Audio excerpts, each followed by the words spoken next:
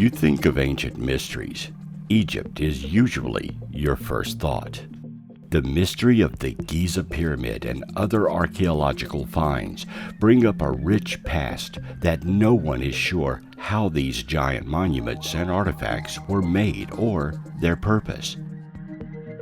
Recently, new discoveries have added to the mysteries around the world and often generate more questions than answers.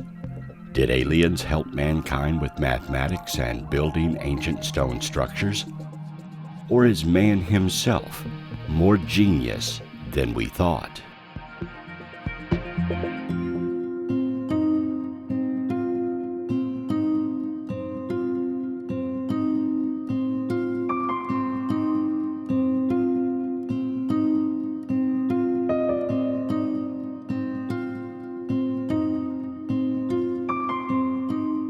Archaeologists in Egypt have unearthed more than 100 delicately painted wooden coffins, some with mummies inside, and 40 funeral statues in the ancient burial ground of Saqqara. It's the greatest discovery find in 2020.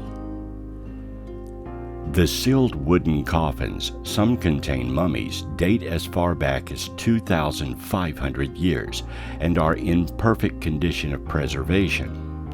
The fine quality of the coffins meant that they were probably the final resting places for the wealthiest citizens.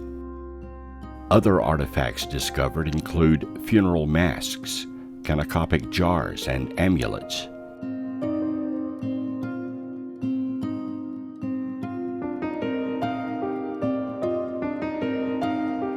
This discovery is very important because it proves that Saqqara was the main burial of the 26th dynasty.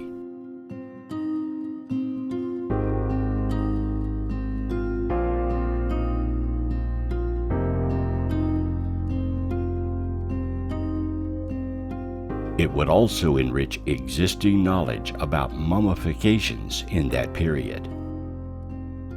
Saqqara, a city about 20 miles south of Cairo, is a vast necropolis of the Old Kingdom capital of Memphis, and it has long been the source of major archaeological finds.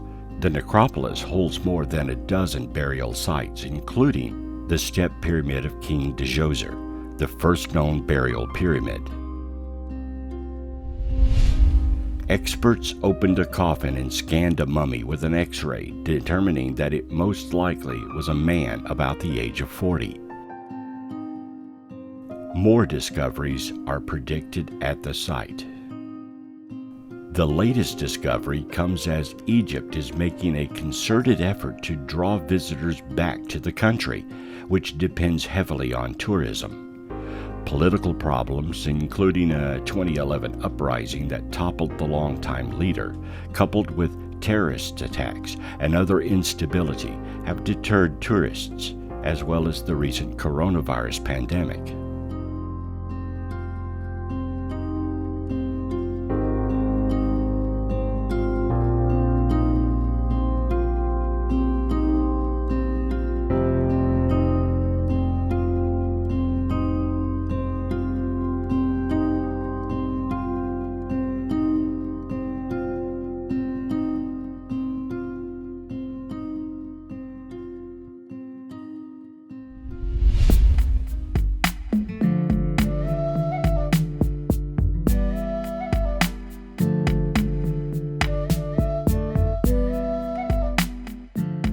Made of black granite, the largest ancient Egyptian sarcophagus ever discovered in Alexandria has lain unopened for more than 2,000 years, and no one knows quite who or what lies inside. The discovery of the black sarcophagus beneath a modern Alexandria street is causing speculation in Egypt and beyond, with some even suggesting it might be the long-lost tomb of Alexander the Great.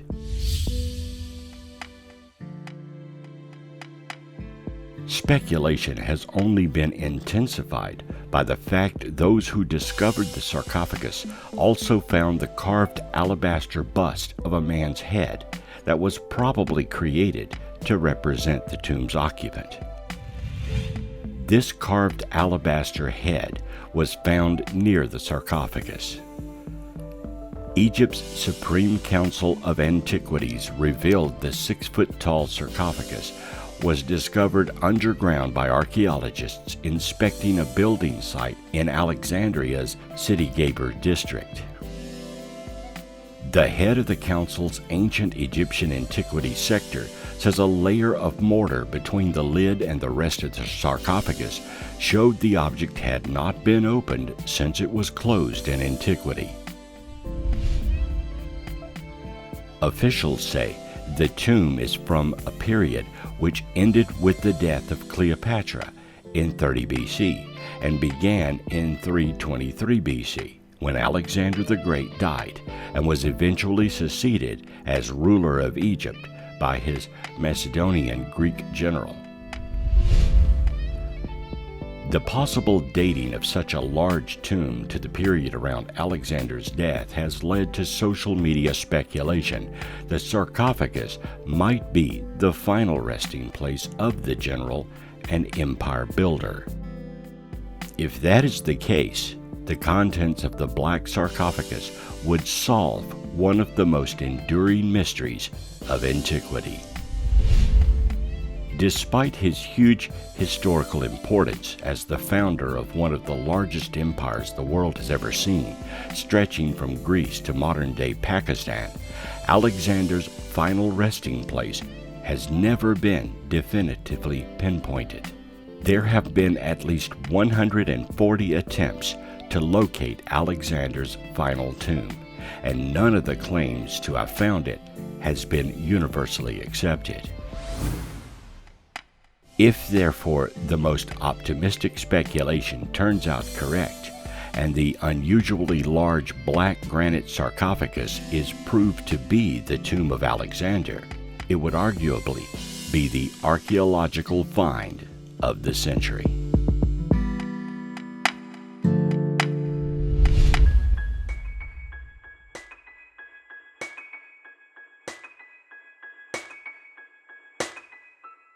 These are recent discoveries that fall within modern recorded history.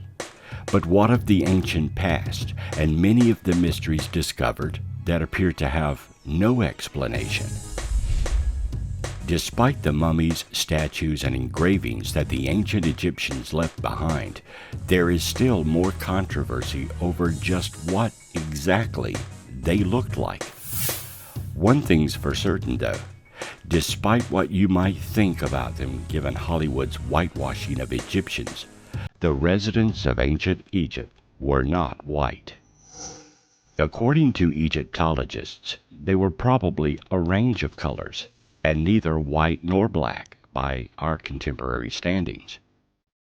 Ancient Egypt was a radically diverse place because the Nile River drew people from all over the region.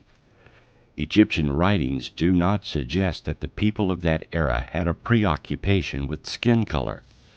Those who obeyed the king, spoke the language, and worshipped the proper gods were considered Egyptian. Ancient Egypt's massive pyramids are another element of their legacy that has long puzzled the experts. Just how exactly did a society with no modern construction equipment manage to transport the giant heavy stones needed to build the enormous pyramids? According to recent research by physicists at the University of Amsterdam, part of the answer may be wet sand. It turns out that wetting Egyptian desert sand can reduce the friction by quite a bit, which implies you only need half of the people to pull a sledge on wet sand compared to dry sand. An ancient wall painting also seems to depict Egyptians wetting the sand as they pulled a sledge bearing a giant statue, offering more evidence that water may have been part of the arduous and complicated process of building the ancient pyramids. However, the pyramids themselves contain more mysteries that simply using wet sand would not allow them to accomplish as much.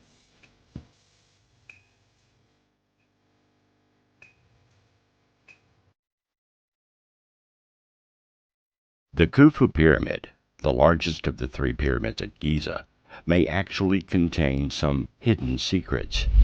A 2015 thermal scan of the Great Pyramid indicated that there were thermal anomalies within the structure, though it's unclear what exactly that means. A statement released about the results of the scans said the anomalies could mean many things. To explain such anomalies, a lot of hypotheses and possibilities could be drawn up. The presence of voids behind the surface, internal air currents, and more. There could even be an as-yet undiscovered hidden tomb, but the project hasn't drawn any conclusions yet. In October 2016, researchers with Scan Pyramids, a group that uses methods such as X-rays and thermography, uncovered evidence of two possible new chambers within the pyramid, one behind the pyramid's north face and one more behind its descending corridor. This seems to confirm what robots had been noticing for a while, that there's more to the pyramid than just those three rooms.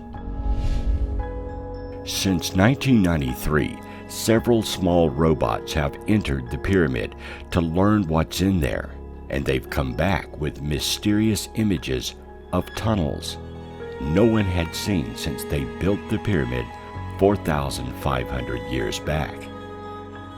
Though these tunnels are likely too small to be of any use, it did suggest that there may be more hidden areas in the pyramid than we thought, and thanks to Scan Pyramids, that thought may prove to be correct.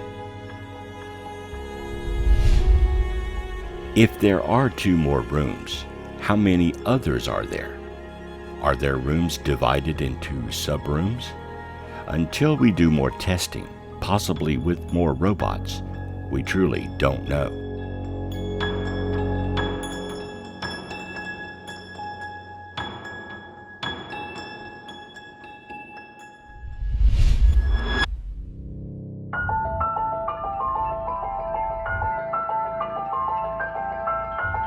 Conventional Egyptologists will tell you the Giza pyramid was built over years by thousands of worker slaves using the most basic tools. On the offset, this seems plausible, but when we dig deeper into the mystery of the pyramid, we find things that simply could not have been done with simple tools.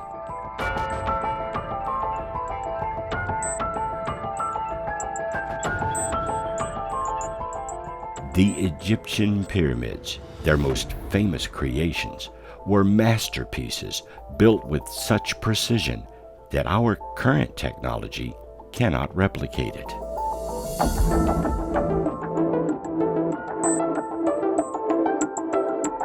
Pyramids were not originally built to serve as tombs. They were built to preserve scientific knowledge for future use and understanding, some say. The giant pyramid of Giza is the most accurately aligned structure in existence and faces true north with only 3/60th of a degree of error. The position of the North Pole moves over time, and the pyramid was exactly aligned to true north at one time. At 481 feet, archaeologists say the Great Pyramid was the tallest structure in the world for about 3,800 years. Engineers estimate the structure to be composed of around 2,300,000 stone blocks, and the highly skilled workers would have had to set one of the 2.5 to 15-ton blocks every 2.5 minutes to finish Khufu's pyramid in the 30 years it took to build it. The mortar used is stronger than stone and is still holding up today. It has been analyzed and its chemical composition is known, but can't be reproduced. One of the more fascinating aspects of the Giza pyramid has nothing to do with the pyramid itself. It's the fact that the pyramids appear on almost every continent around the planet. Pyramids are so common that one wonders where the idea for this shape came from.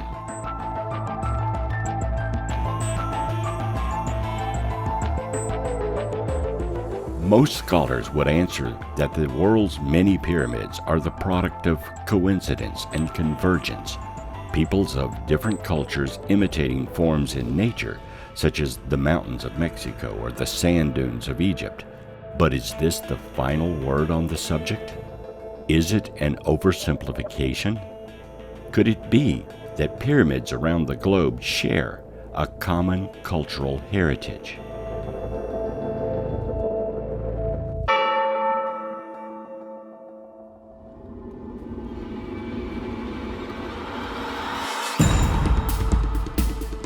As much as they symbolize the mystery and magic of ancient Egypt, pyramids are not uniquely Egyptian. Pyramids of various sorts all appear in the ancient African kingdom of Kush, along the Nile between the third and fourth cataracts, as ziggurats in ancient Mesopotamia and Sumeria. In England and Ireland, taking on such forms as Silbury Hill and Newgrange in India, and throughout Southeast Asia in the distinct style of the Buddhist stupa and Angkor Wat in medieval Cambodia, at Indonesia's Borobudur in ancient China, at Teotihuacan and other sites in the Valley of Mexico, in the ancient Olmec and Mayan realms of southern Mexico, Guatemala, Honduras, Belize, and El Salvador, along the Mississippi at Cahokia and other ceremonial centers, and in Peru's coastal region, among the people who were the ancestors of the ancient empire, and in that country's northern Andes, the Inca heartland. All of these cultures used this shape, and no one knows why. Surely there had to be some connection with each culture to share the idea of the pyramid shape. The shape itself may be telling in that perhaps ancient people discovered something powerful about this design. In ancient days, it would have been much easier and faster to simply build square or block buildings as we do today. But nothing in these cultures appears to be easy. Balancing the rocks to form this shape would have been difficult, and then there is the alignment of the pyramids themselves.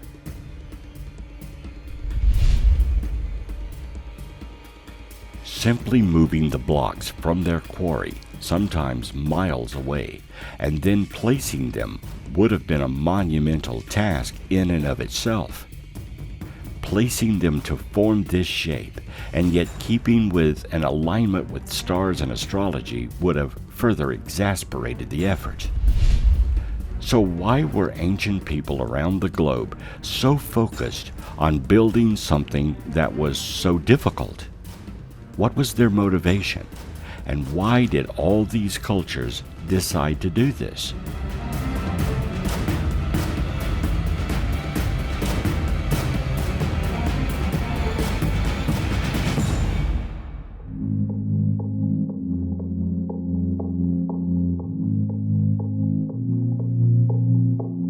The Cahokia Mounds State Historic Site is the site of a pre-Columbian Native American city which existed around 1050 to 1350 CE, directly across the Mississippi River from modern St. Louis, Missouri. This historic park lies in southwestern Illinois between East St. Louis and Collinsville. The park covers 2,200 acres, or about 3.5 square miles, and contains about 80 mounds. But the ancient city was much larger, and its apex around 1100 CE, the city covered about 6 square miles and included about 120 man-made earthen mounds in a wide range of sizes, shapes, and functions. At the apex of its population, Cahokia may have briefly exceeded contemporaneous London, which at that time was approximately 14,000 to 18,000 people. Cahokia was the largest and most influential urban settlement of the Mississippi culture, which developed advanced societies across much of what is now the central and southeastern United States, beginning more than 1,000 years before European contact. Today, Cahokia Mounds is considered the largest and most complex archaeological site north of the great pre-Columbian cities in Mexico. Though it is called Cahokia today, no one knows what its original name was. The city's complex construction of earthen mounds required evacuation, movement by hand using woven baskets, and construction involving 55 million cubic feet of earth, much of which was accomplished over a matter of just decades. Its highly planned ceremonial plazas, situated around the mounds with homes for thousands, connected by laid-out pathways and courtyards, suggest the location served as a central religious pilgrimage city. It would have been easy for the natives to carry dirt and form the mounds, many with pyramid-like shapes, but still, the motivation for doing so is in question. Nothing is known of the original builders of the site, as they had no written records. So the question remains, who or what influenced them to construct these mounds, which would spread throughout the Americas?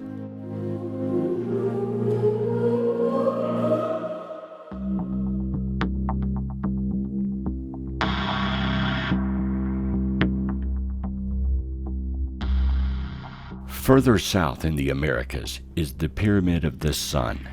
It is the largest building in Teotihuacan and one of the largest in Mesoamerica. It's believed to have been constructed about 200 AD. Found along the Avenue of the Dead with the Pyramid of the Moon, the pyramid is part of a large complex in the heart of the city.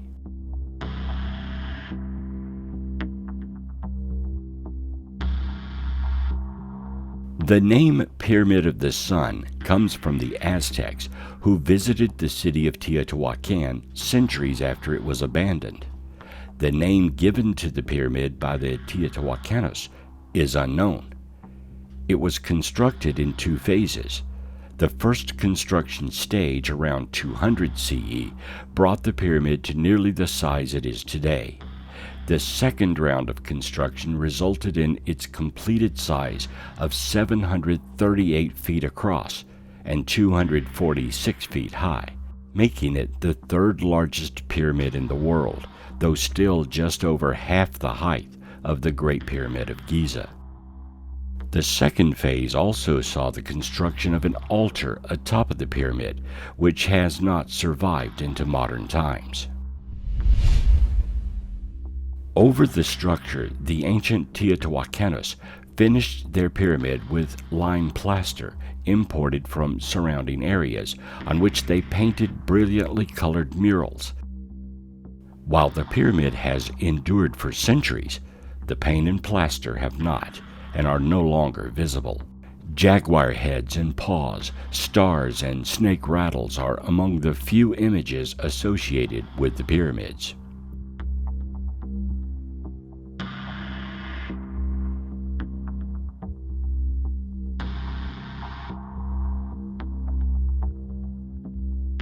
It is thought that the pyramid venerated a deity within Teotihuacan society. However, little evidence exists to support this hypothesis.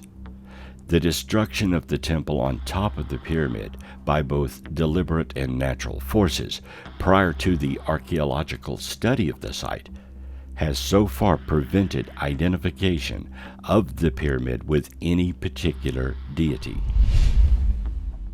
The pyramid was built on a carefully selected spot, from where it was possible to align it both to the north and in perpendicular directions to sunrises and sunsets on specific dates recorded by a number of archaeological orientations in Mesoamerica. The whole central part of the urban grid of Teotihuacan, including the Avenue of the Dead, reproduces the orientation of the Sun Pyramid, while the southern part exhibits a slightly different orientation dictated by the Culedulia.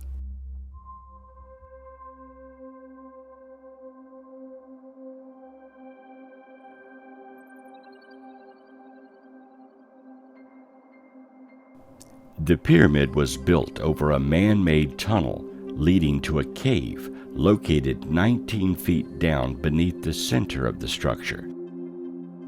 Originally, this was believed to be a naturally formed lava tube and interpreted as possibly the place of Chikamoztoc, the place of human origin, according to Nahu legends.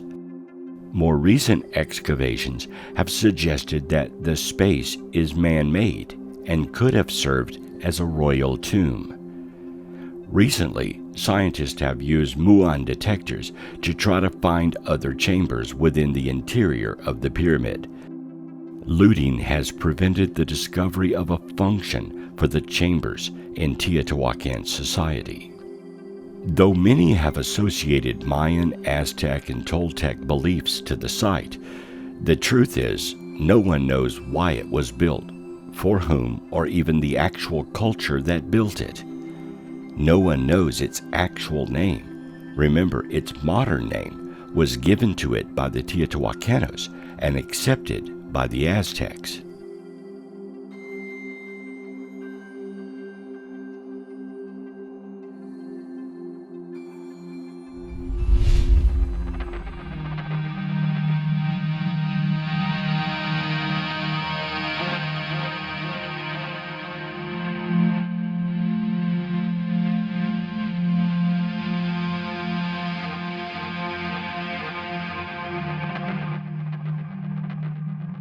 If we travel further south into South America, things get even more mysterious. South America has its version of pyramids and odd monoliths as well. Much of it makes no sense to our modern world view. For example, Saskatchewan, Peru. This fortress, constructed just outside of the former Inca capital of Cusco, is the subject of much debate. Based on the tight fit of each of the heavy stones making up the structures in this area, archaeologists and other scientists are stumped as to how this was done. Tools excavated from the quarries, such as hammers, chisels, and metal bars, suggest the boulders were shaped by sheer strength and exact measurements. Though it is certainly reasonable to wonder if the stones are all hand-carved or hammered into shape, others believe the sides of the stones were heated to a melting point, then fitted into place next to boulders which had already cooled. This theory would mean the Incas had a way to heat the boulders to over 2,000 degrees Fahrenheit, and the builders had some kind of power saws and drills to cut the blocks.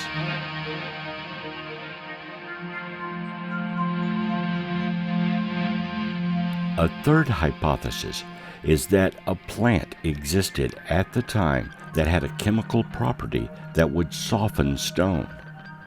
British archaeologist Lieutenant Colonel Perry Fawcett, who was ridiculed by scientists for claiming to have seen and shot a 62-foot-long anaconda, detailed an experience with such a chemical during an expedition to Peru and Bolivia. He noted finding a jar with unknown contents that, when broken, changed the consistency of the rock it spilled on to wet cement. If a plant with such properties existed, it would certainly make shaping the stone faster and easier than chiseling a solid foundation. Archaeologists have determined that Saskatchewan was originally built by the preceding Kilike culture. Beginning about the 13th century, the Inca expanded on this monumental construction. So again, though claimed by the Inca, no one is sure who actually started its construction.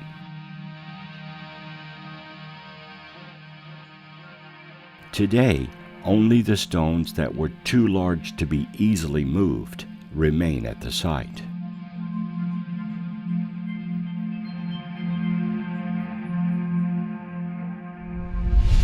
In March of 2008, archaeologists discovered additional ruins at the periphery of the Saskatchewan.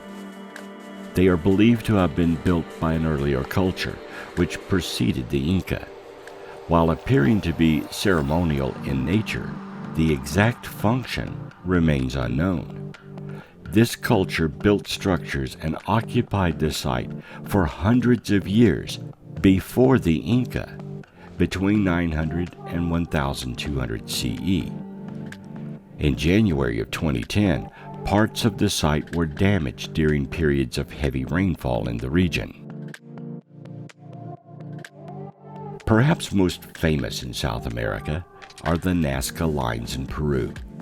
The Nazca lines were designated in 1994 as a UNESCO World Heritage Site. A series of enormous lines and symbols etched into the ground and estimated to be 1,500 to 2,000 years old. These precise drawings have been a mystery since their discovery in the early 1900s.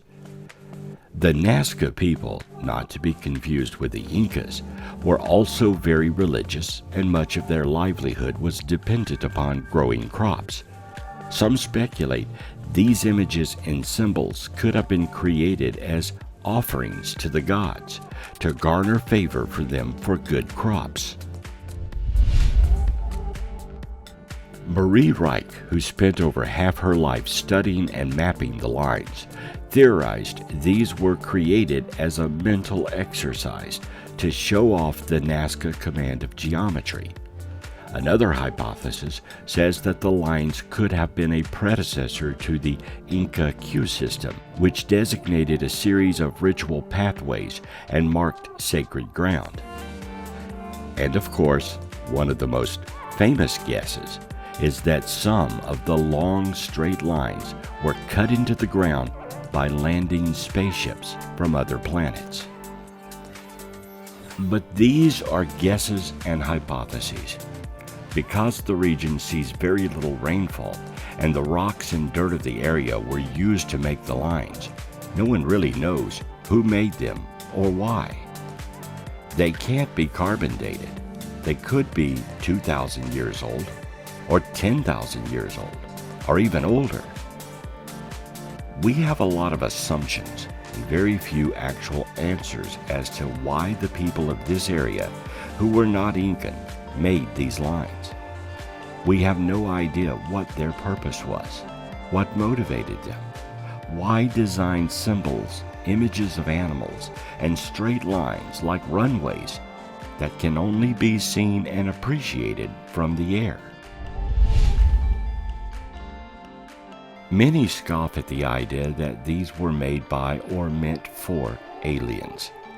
Perhaps they were, perhaps not. But can you think of any reason to create such a display if not for someone who could fly?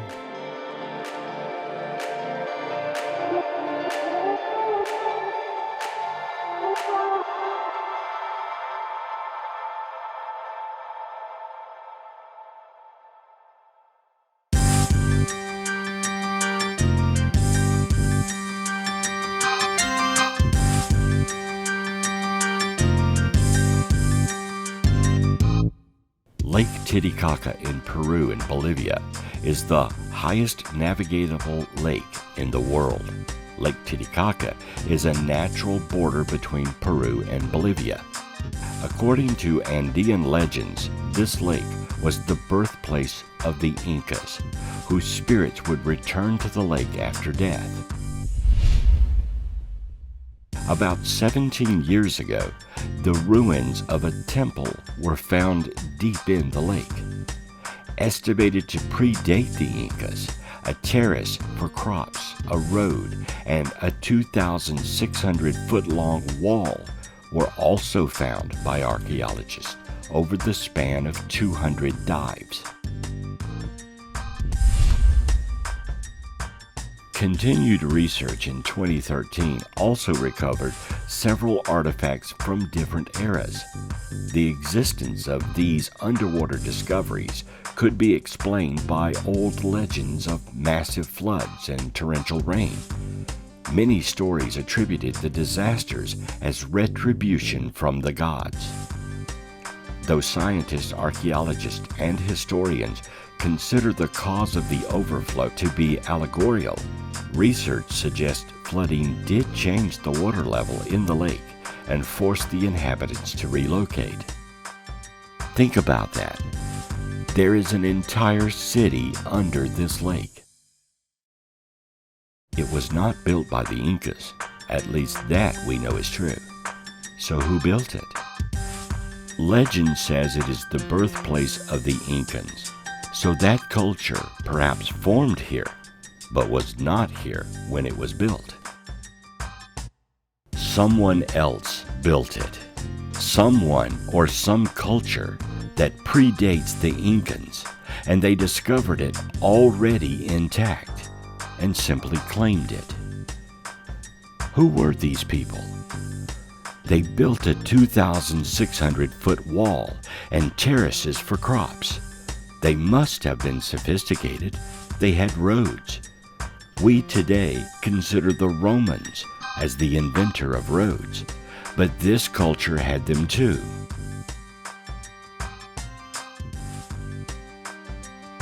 The answer to many of these questions is sitting at the bottom of a lake in Peru and Bolivia.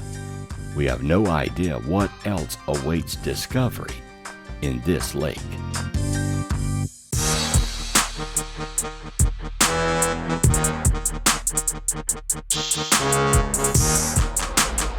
Nearby in Bolivia is the ancient city of Pumapunku. The city of Tiwanaku in western Bolivia is said to be where Lord Veroka created the world. One of the world's ancient mysteries, Pumapunku, predates the Inca.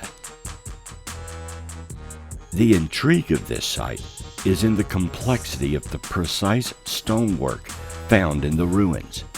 Detailed work such as meticulous carvings and exact interlocking stone pieces with no chisel or tool marks to be found have researchers scratching their heads. The site also holds a complex irrigation system with holes drilled so perfectly into the stone, their creation and endurance is nothing short of wondrous. Here we find an engineering marvel.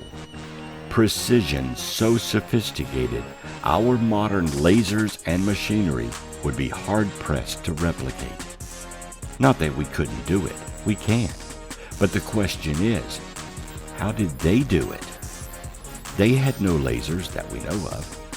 They had simple copper tools and chisels, so we're told. They created precise interlocking blocks that fit together like Legos. They built an entire complex this way. They had a complex irrigation system, and again, they predated the Incas. So who were they? We don't know.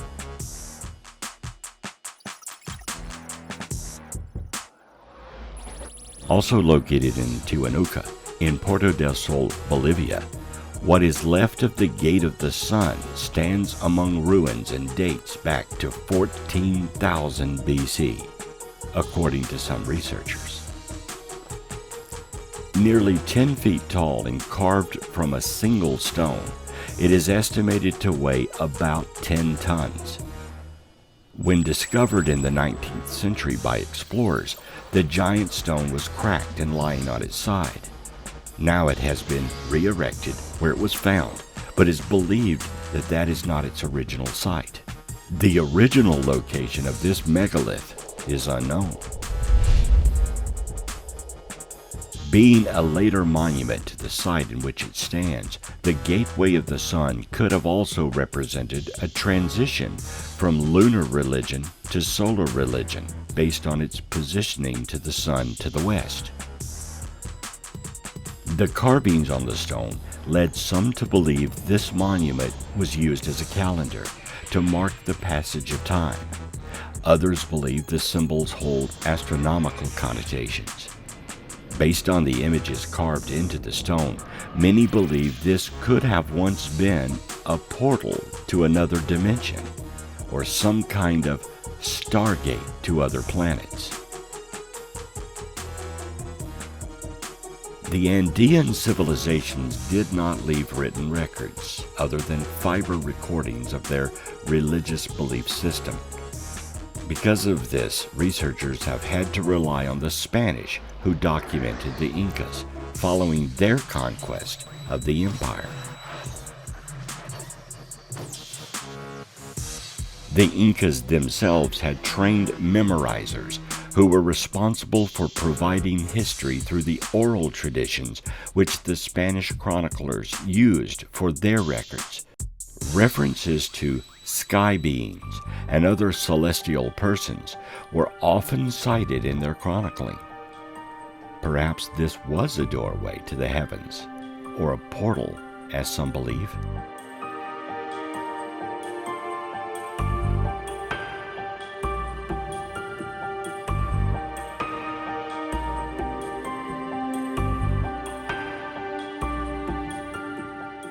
The Olmec colossal heads are stone representations of human heads sculpted from large basalt boulders.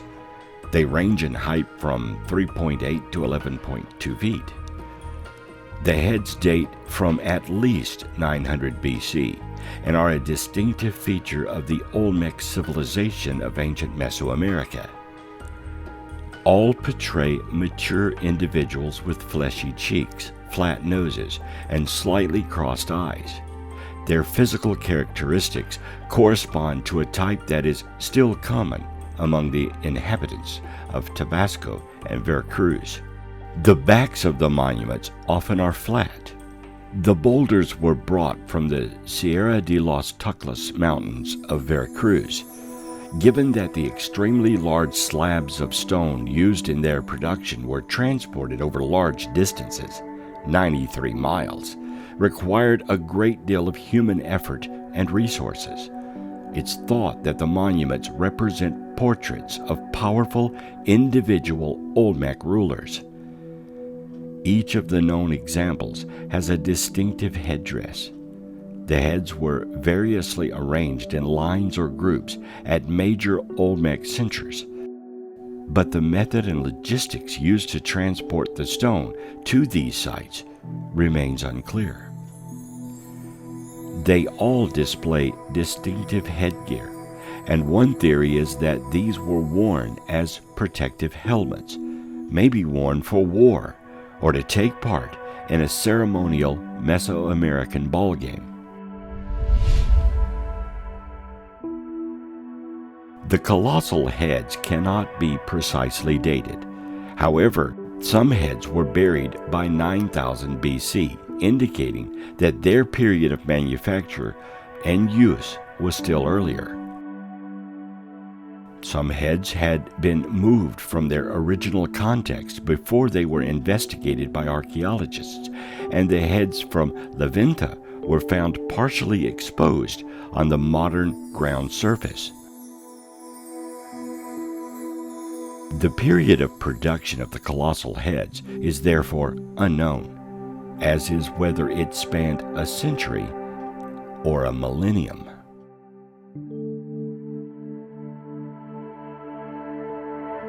The exact method of transportation of such large masses of rock are unknown, especially since the Olmecs lacked beasts of burden and functional wheels, and they were likely to have used water transport when possible.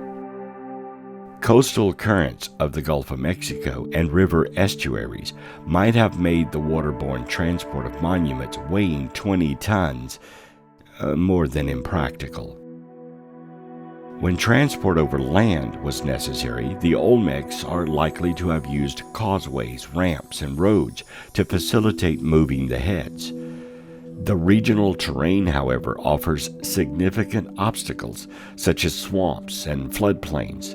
Avoiding these would have necessitated crossing undulating hill country. So, how did they get them there? 93 miles is a long way to move several ton stones, and given the type of land they would have had to cover, it would make this a monumental task. But the stones are there, and this culture may not have had the means to move them. Earth structures such as mounds, platforms, and causeways upon the plateau demonstrate that the Olmec possessed the necessary knowledge and could commit the resources to build large-scale earthworks. But moving and creating these finely crafted stones may not have been within their abilities. If not, then who did? Who created and moved these stones for them?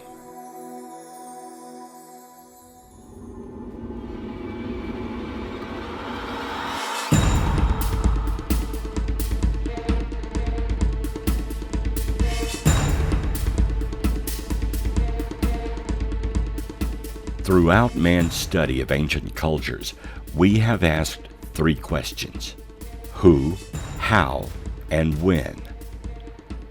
Some may say it's a huge leap to ascribe the answers to these questions to aliens, and they would be within their right to do so. But when faced with the obvious, one can only speculate that these cultures may have had help of some kind. Some would suggest they must have. So let us entertain the idea. We will start with who. Who helped them? There are two possibilities. One is, of course, the idea that aliens came to Earth and helped early civilization to create monuments, sculptures, and giant buildings using their own advanced mathematics and technology. If so, then these simple humans would have thought those beings were gods, and there is evidence this is the case. It may be that the whole of our civilization began with a cargo cult, a people who watched advanced beings do such wondrous things that to this very day our gods of modern and antiquity are based on them. One can easily say that the evidence for this is scattered like so much litter around the planet. For this theory to work, we must assume two things. The artifacts we discovered is far older than believed, and all cultures had one single original event that was shared around the world. For example, pyramids are common because all cultures witnessed them being built. A technology existed that made moving heavy objects much easier, even easier than our modern technology is capable of. And also that some of these monuments were early attempts to replicate what we as a people witnessed ourselves being done by the aliens. In the 1940s and 50s, cargo cults emerged on islands in the Pacific by people who witnessed airplanes flying and landing, and the humans who boarded them, they gave them food and other delicacies. The islanders, so impressed with this ability, built straw models of airplanes and held long vigils to try to entice the gods to return. They used the only technologies they knew to try and replicate what they had seen: mud and straw effigies. The paltry attempts to replicate an airplane look almost comical, but the desire behind their creation was phenomenal. These people witnessed man flying, something they could never do, never even conceive of, and would never try. Then they saw it, and suddenly it became possible to them. It changed their entire perspective, and thus they emulated it. Is it possible that the bent pyramid of Egypt was an attempt to emulate the Giza pyramid by a later culture that discovered it, or even rows of rocks in labyrinth patterns were man's attempt to draw something he had witnessed. These patterns remain today. These attempts are still being discovered, along with the monumental creations they're based on that seem impossible to exist.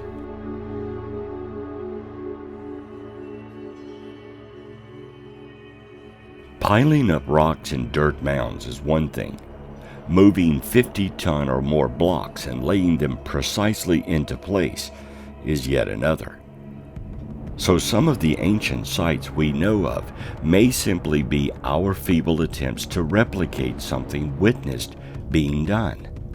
And some of the monuments and creations around the world may indeed be the very designs of those who left them here.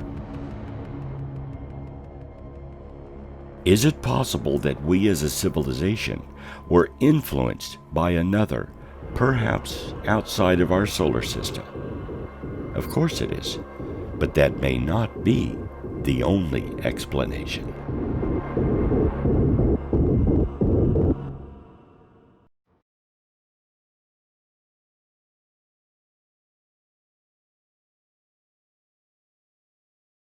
Another second answer to who may have originated right here on Earth and had nothing to do with aliens. It is entirely possible that some of the monuments modern man has discovered were created by a culture that predates mankind, a civilization before our own. And that civilization may have been far more advanced than we can imagine. The Silurian hypothesis is a thought experiment which accesses modern science's ability to detect evidence of a prior advanced civilization, perhaps several million years ago. Since fossilization is relatively rare and little of Earth's exposed surface is from before the Quaternary, the chances of finding direct evidence of such a civilization, such as technological artifacts, is small. After a great time span, researchers concluded contemporary humans would be more likely to find indirect evidence, such as anomalies in the chemical composition or isotope ratios of sediments, objects that could indicate possible evidence of past civilizations includes plastics and nuclear wastes, residues buried deep underground or on the ocean floor. Prior civilizations could have gone to space and left artifacts on other celestial bodies, such as the Moon and Mars. Evidence for artifacts on these two worlds would be easier to find than on Earth, where erosion and tectonic activity would erase much of it. Any plastic or artificially created technology would be long gone, including paper and data storage devices.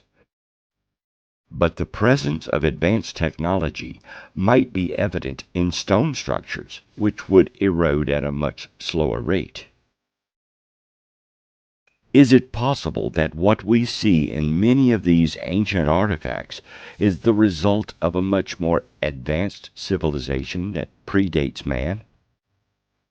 The ability to move and position large stone blocks would seem impossible for ancient man, and very difficult for modern man with our technology. But these monuments, buildings, and out-of-place artifacts do exist. They are scattered around the planet like so much leftover litter that is eroding even today, but were built to last at some point in antiquity.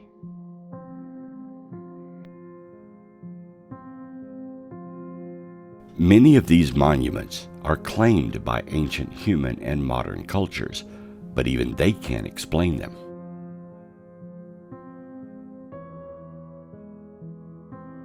Returning to Egypt And looking closely at the Giza pyramids and surrounding areas, engineers have found the presence of advanced technology and construction that boggles the mind. The pyramid itself is a monument to advanced architecture, but nearby we find blocks that have laser-like cuts and holes no simple civilization could have mastered. Within the pyramid, there are blocks so huge and so precisely placed that even with our modern cranes and lifting machines, we would have a hard time trying to lay them so accurately. Could we do it? Of course.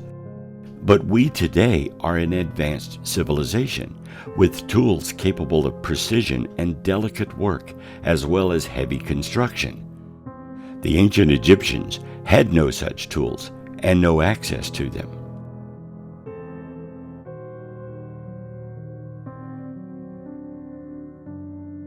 So, what if the Giza pyramid and the nearby Sphinx were not created by the Egyptians?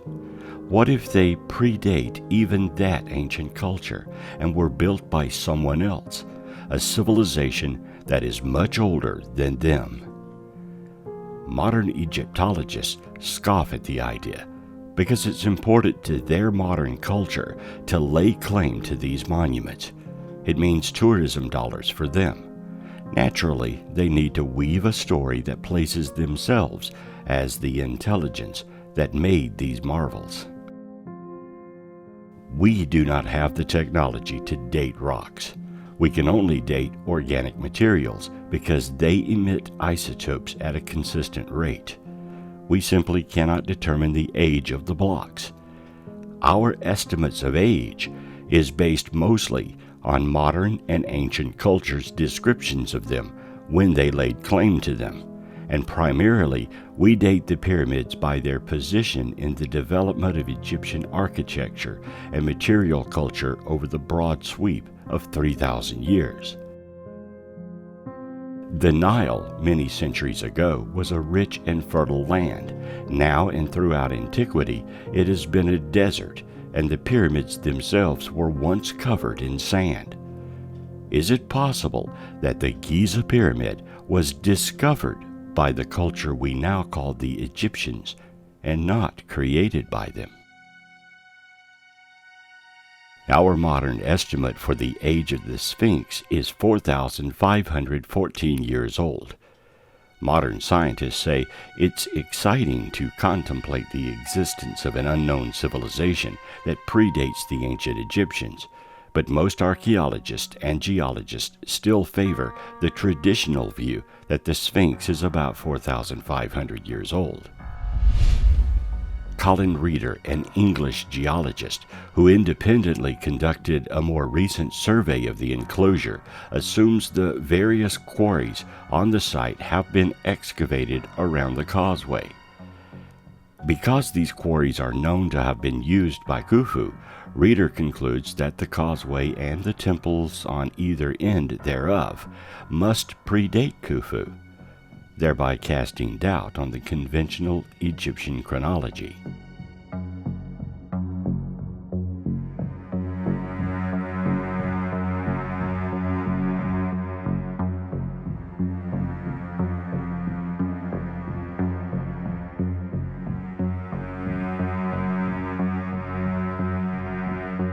The Orion correlation theory, as expounded by popular author Graham Hancock, is based on proposed exact correlations of the three pyramids at Giza with the three stars Zeta Orionis, Epsilon Orionis, and Delta Orionis, the stars forming Orion's belt, in the relative positions occupied by these stars at about 10,500 BC.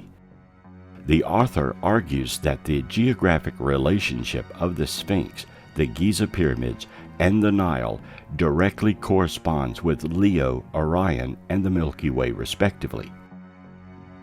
The Sphinx water erosion hypothesis contends that the main type of weathering evident on the enclosure walls of the Great Sphinx could only have been caused by prolonged and extensive rainfall, and must therefore predate the time of the pharaohs. Colin Reeder, a British geologist, studied the erosion patterns and noticed that they are found predominantly on the western enclosure wall and not on the Sphinx itself. He proposed the rainfall water runoff hypothesis, which also recognizes climate change transitions in the area. There is a long history of speculation about hidden chambers beneath the Sphinx by esoteric figures such as H. Spencer Lewis. Edgar Cayce specifically predicted in the 1930s that a hall of records containing knowledge from Atlantis would be discovered under the Sphinx in 1998. His prediction fueled much of the fringe speculation that surrounded the Sphinx in the 1990s, which lost momentum when the hall was not found when predicted. All of these theories are based on observations of the Sphinx, but no one has been allowed to drill or uncover anything that may be within the statue. It's possible that either underneath or within the statue itself could lie clues to its origin. Seismic readings indicate that there are chambers underneath the Sphinx. These, however, have been determined to be naturally formed cavities, even though no one has been allowed to drill or enter these cavities. The Egyptian authority responsible for ancient monuments has forbidden any further detonation or drilling, so at best, these are educated guesses.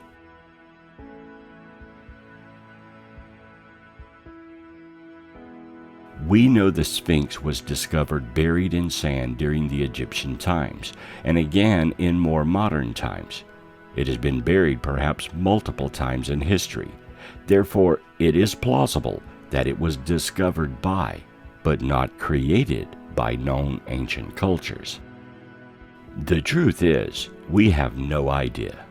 We have theories that fit accepted historical accounts, many of which do not fit the scientific evidence that is available, and may be available to us within the structure.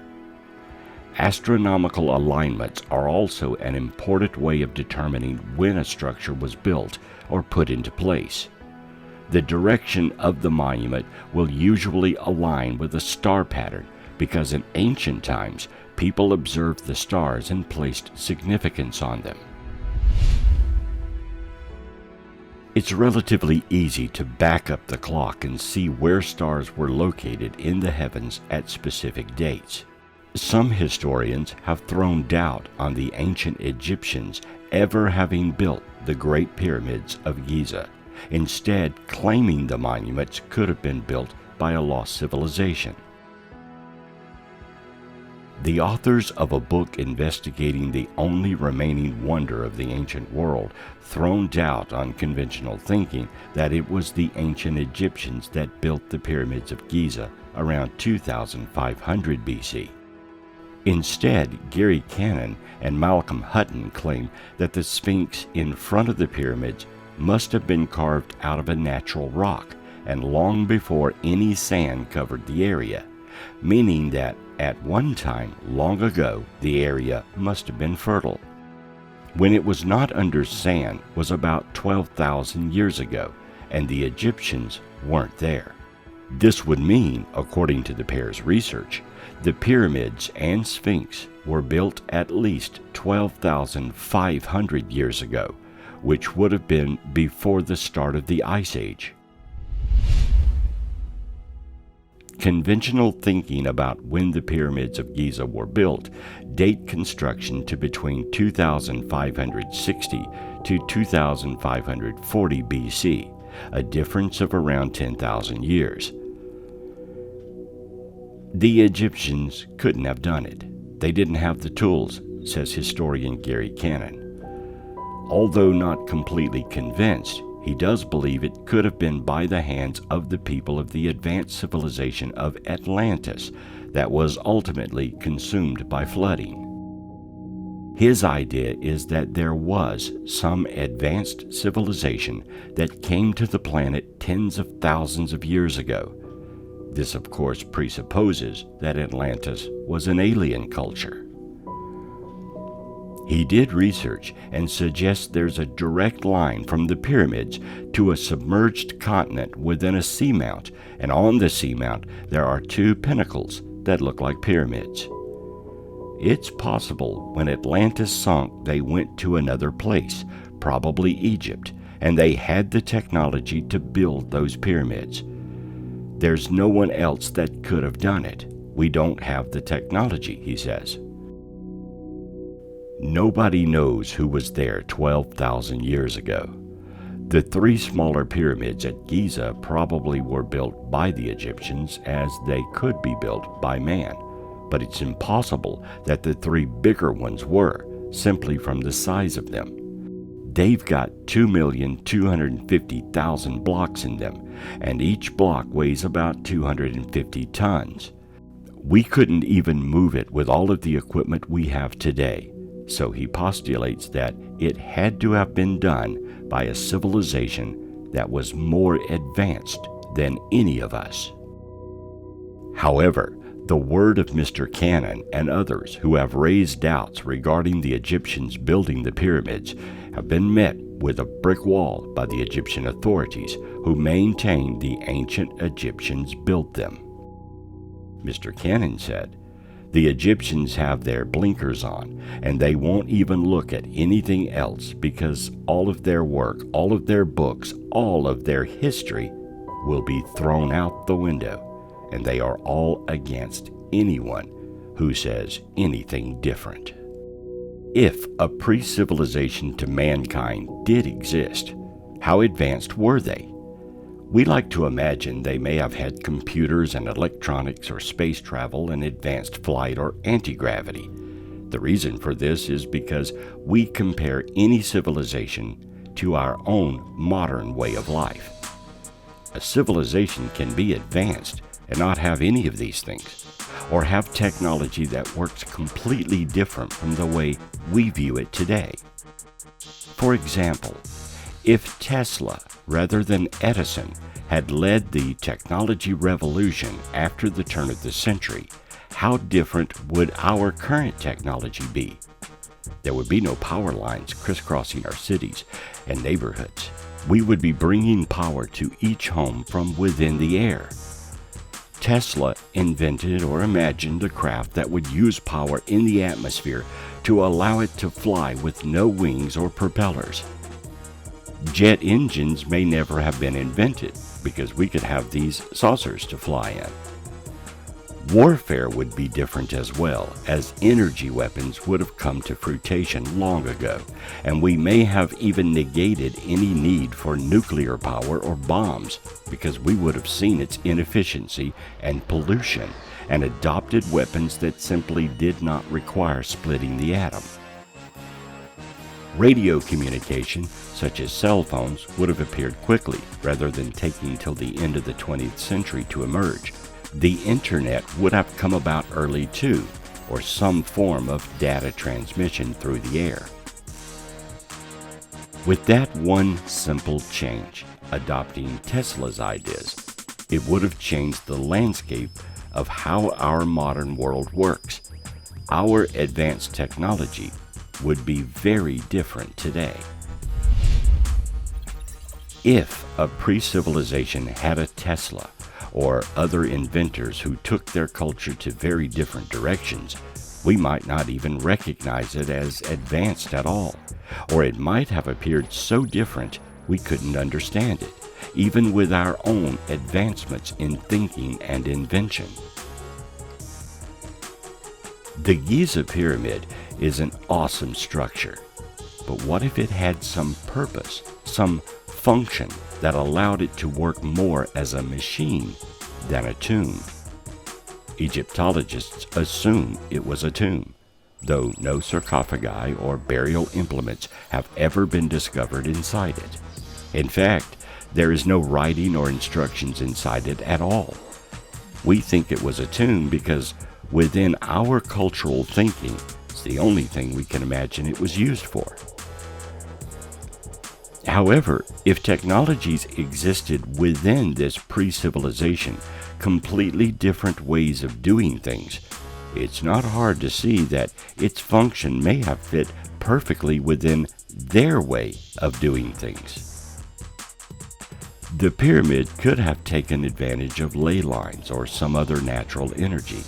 It could have been a healing device, a power station, or some kind of pump for all we know. We see the Giza pyramid as a marvel of construction. However, its purpose may have been so benign as to make it just another structure within a vast and complex society. The reason why we see pyramids in all cultures around the globe may mean they were needed to distribute global energy, or were healing devices for that society. They may have simply been the local hospital or power company.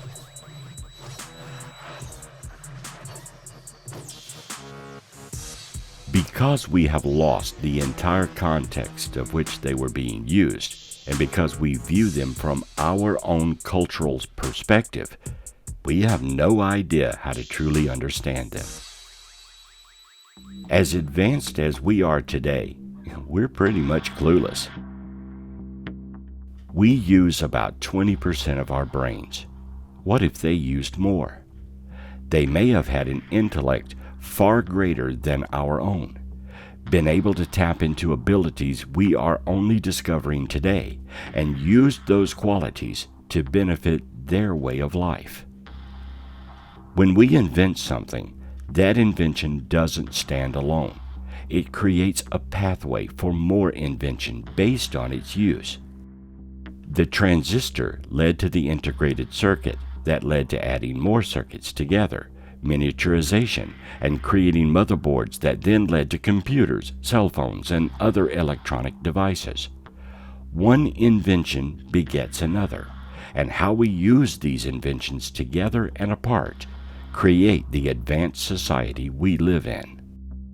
A combination of inventions, a combination of electronics, rockets, fuel distillery, understanding flight, and other inventions led eventually to satellites and missions to the moon. We started with one invention, built on it, and eventually ended up where we are today. If a pre-civilization started at a different point or went in a different direction, then their society would be based on a completely different pathway that made them advanced, much like us, but different. Their thinking would be different, their language would be different, their way of life would be different, and all of this would affect their society, culture, religions, science, and lifestyles. They would have been a completely alien civilization to us, who took different paths. They may have never relied on rockets, never needed gasoline, never required wires or electronics like we have. When we need to build something, we either have to cut and shave blocks or bake bricks in the sun to create the materials to build things the way we are used to. They may have known how to melt rock, easily lift huge stones, flew overhead to design patterns on the ground, and communicate in ways far beyond our simple radio. Our society relies on technology. They may have seen technology as just another way of doing what they could do naturally, or as only a way to enhance their own abilities. The truth is, we are clueless. For all we know, their way may have been a better way. They may have lived simple lives because they didn't need gadgets and email to feel worthy, or they could have been completely dependent on their technology, which may have led to their downfall, and the reason much of their existence is hard to discover today. We simply don't know, and it's human arrogance to presume we know everything about them, or that they may not have existed at all. But then there is that litter scattered about the planet, making us question, making us try to solve their mysterious presence. Who, how, and when are not easy questions. Sure, it's easy to simply slap a label on everything and just accept the status quo. We assume this, therefore this must be the way it was. We need to be ready to accept that there are possibilities that go beyond our own way of thinking. And just because we assume something cannot be true doesn't mean it isn't. The ancient monuments around the world are not only marvels to study, but they are signposts to our past, and they tell a story of a rich history that mankind has lived through, wonders we have seen, and perhaps peoples or even aliens we have learned from. We should make every effort to understand these signs and learn as much as we can by what we have discovered and what we will discover in the future. Perhaps one day we may find a secret vault with all the answers. Until then, keep an open mind and show respect to our ancestors. After all, they are us and we are them, and we are an important factor in the universe.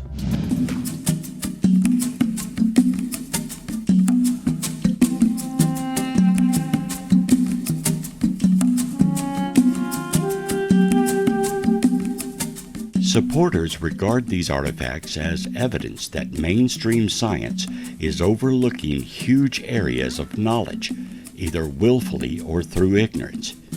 Many writers or researchers who question conventional views of human history have used purported artifacts to attempt to bolster their arguments. Creation science often relies on anomalous finds in the archaeological record to challenge scientific chronologies and models of human evolution.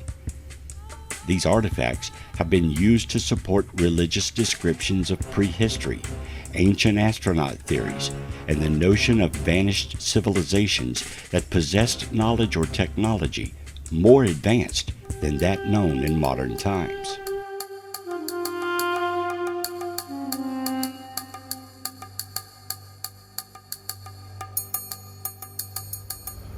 One such artifact that has gained mainstream attention is the Antikytherian device. It is now known it is a clock, an astronomical computer. It was found in a shipwreck off Greece, so its exact age is unknown, but we know it is very old. The device is very complicated and has cogs that turn precisely to track the sun and planets, including planets that were not known to exist in antiquity. Yet someone made this, crafted it together, and designed it to be very accurate. Modern reproduction models of this device are very precise. Who made this? How old is it? Where was it used and by whom?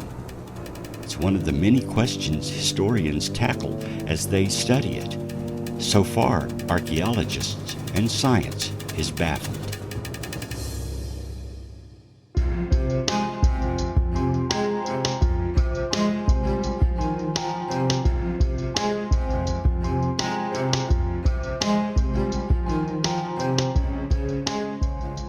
Located at an altitude of approximately 1,170 meters is the Baalbek Valley, Baalbek. It's known to have been settled from at least 700 BC, with almost continual settlement of the tell under the Temple of Jupiter, which was a temple since the pre-Hellenistic era. However, some researchers, such as Graham Hancock, argue that its roots go back as far as 12,000 years. During the period of the Roman rule, Baalbek was known as Heliopolis and housed one of the largest and grandest sanctuaries in the empire. One of the most awe-inspiring features of Baalbek is the incredible megalithic foundations of the Temple of Jupiter.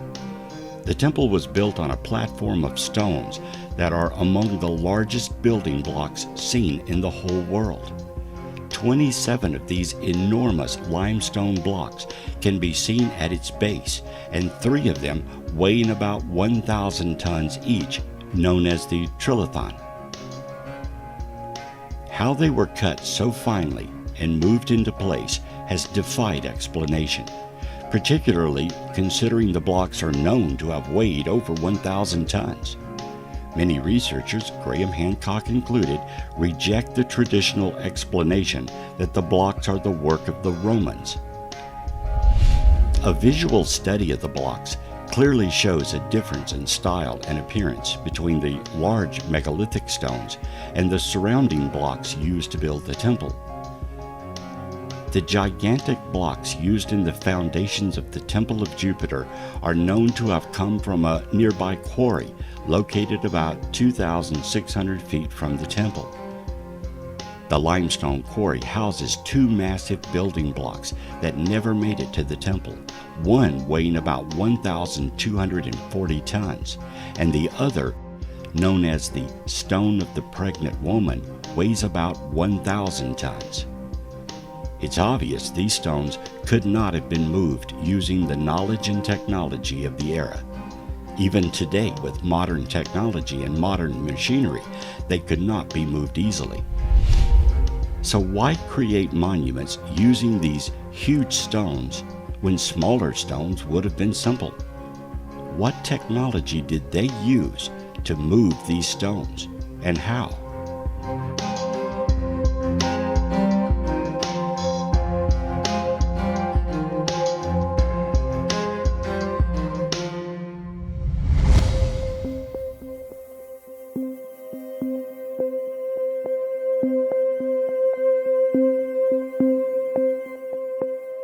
Dogu literally means earthen figure. They're small humanoid and animal figurines made during the latter part of the Jomon period, about 14,000 to 400 BC, of prehistoric Japan. Dogu come exclusively from the Jomon period and were no longer made in the periods thereafter. There are various styles of Dogu depending on the exhumation area and the time period. According to the National Museum of Japanese History, the total number found throughout Japan is approximately 15,000. Dogu were made across all of Japan except Okinawa. Most of the Dogu have been found in eastern Japan, and it's rare to find one in western Japan. The purpose of the Dogu remains unknown. Due in part to the enigmatic nature of the figurines, there have been numerous theories of the nature regarding their ornate appearance, with some speculating that the physical appearance is connected to the suits and equipment of modern-day astronauts. One proponent in particular, Eric von Daniken, has written how the Dogu has modern fastenings and eye apertures on its helmet, an attribution made as part of the final chapter of his 1968 publication, Chariots of the Gods.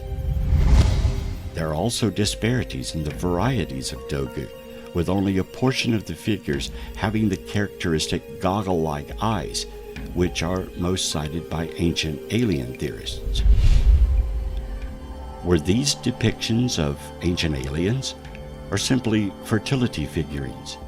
Why did they appear in only one period and then no longer seen? What was their purpose? Who did they represent?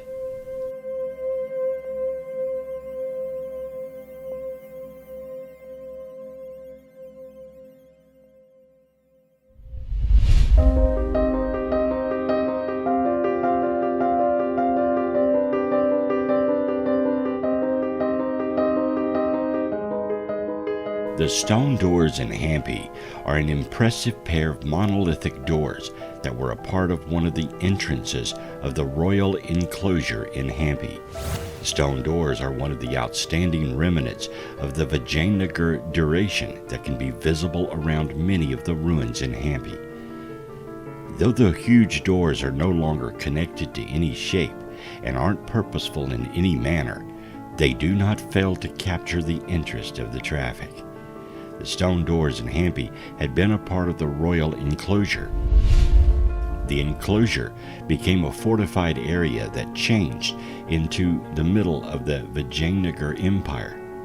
Some speculate these doors were not carved, but rather poured and molded into shape. What technology was used to create these stone doors?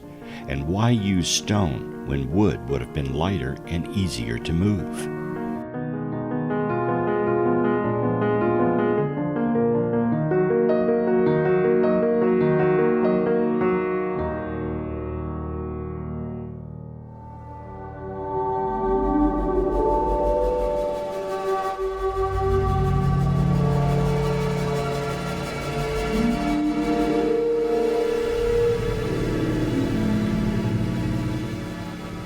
Though not ancient, this very old cloth is interesting.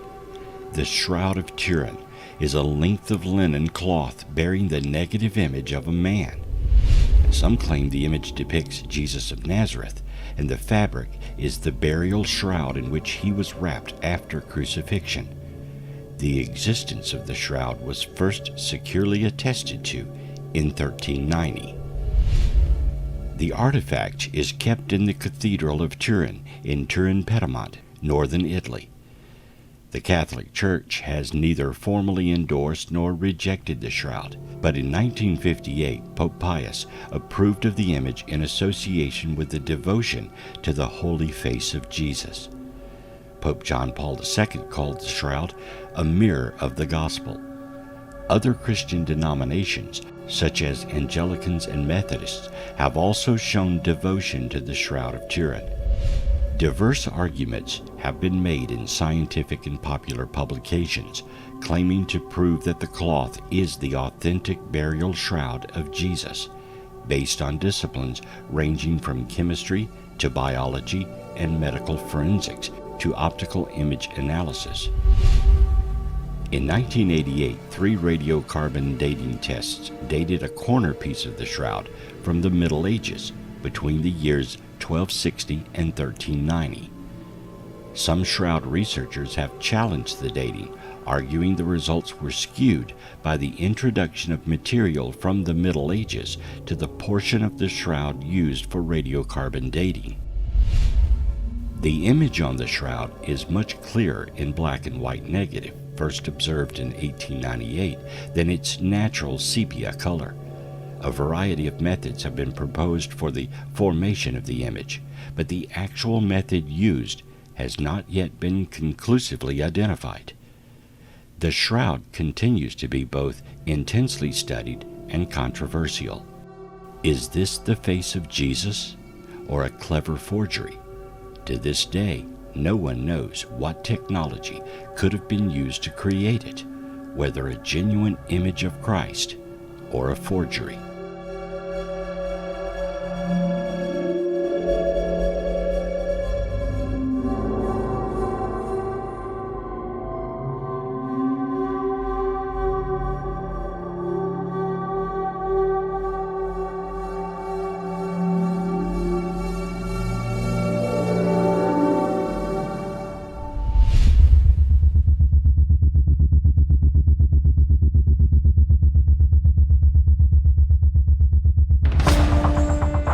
Today, there is an artifact you can clearly see yourself.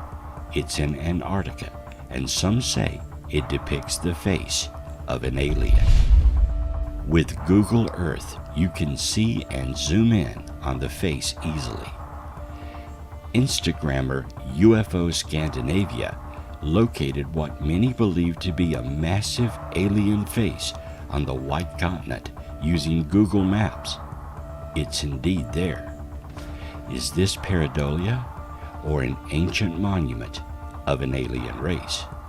Study these images or view them for yourself on Google Earth.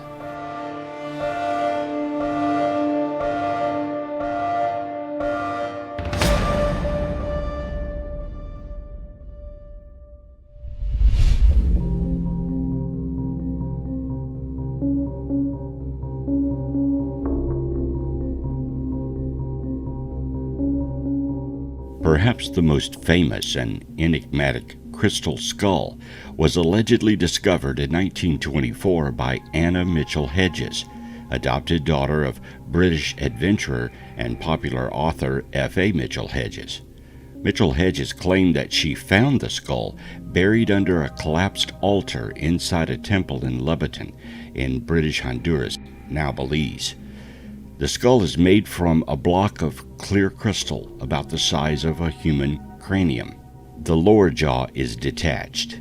In the early 1970s, it came under the temporary care of freelance art restorer Frank Dorland, who claimed upon inspecting it that it had been carved with total disregard to the natural crystal axis and without the use of metal tools. Dorland reported being unable to find any telltale scratch marks except for traces of mechanical grinding on the teeth, and he speculated that it was first chiseled into rough form, probably using diamonds, and the finer shaping. Grinding and polishing was accomplished through the use of sand over a period of 150 to 300 years. He said it could be up to 12,000 years old. The skull was examined at Hewlett-Packard's Crystal Laboratories in Santa Clara, California, where it was subjected to several tests. The labs determined only that it was not a composite as Dorland had supposed, but that it was fashioned from a single crystal of quartz. They also established that the lower jaw had been fashioned from the same left-handed growing crystal as the rest of the skull. No investigation was made by Hewlett-Packard as to its method of manufacturing or dating. As well as traces of mechanical grinding on the teeth noted by Dorland, Mayanist archaeologist Norman Hammond reported that the holes, presumed to be intended for support pegs, showed signs of being made by drilling with metal. Anna Mitchell Hedges refused subsequent requests to submit the skull for further scientific testing. The earliest published reference to the skull is in the July 1936 issue of the British anthropological journal Man, where it is described as being in the possession of Sidney Burney, a London art dealer who is said to have owned it since 1933. No mention was made of Mitchell Hedges.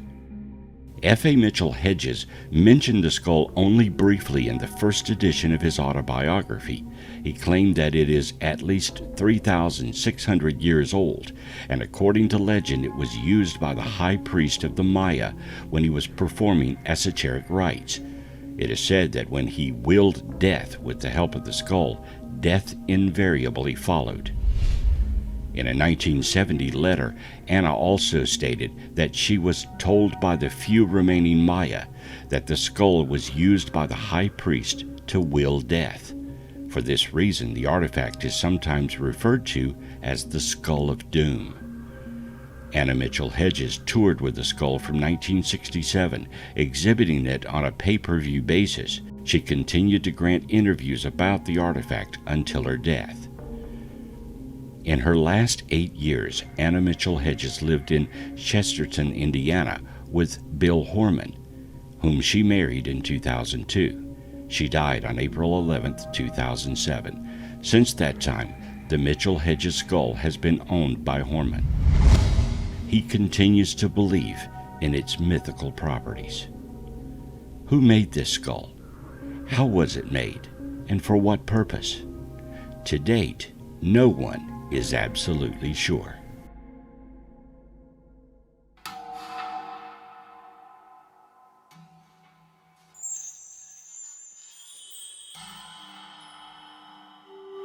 The Nazca lines are a group of very large geoglyphs formed by depressions or shallow incisions made in the soil of the Nazca Desert in southern Peru.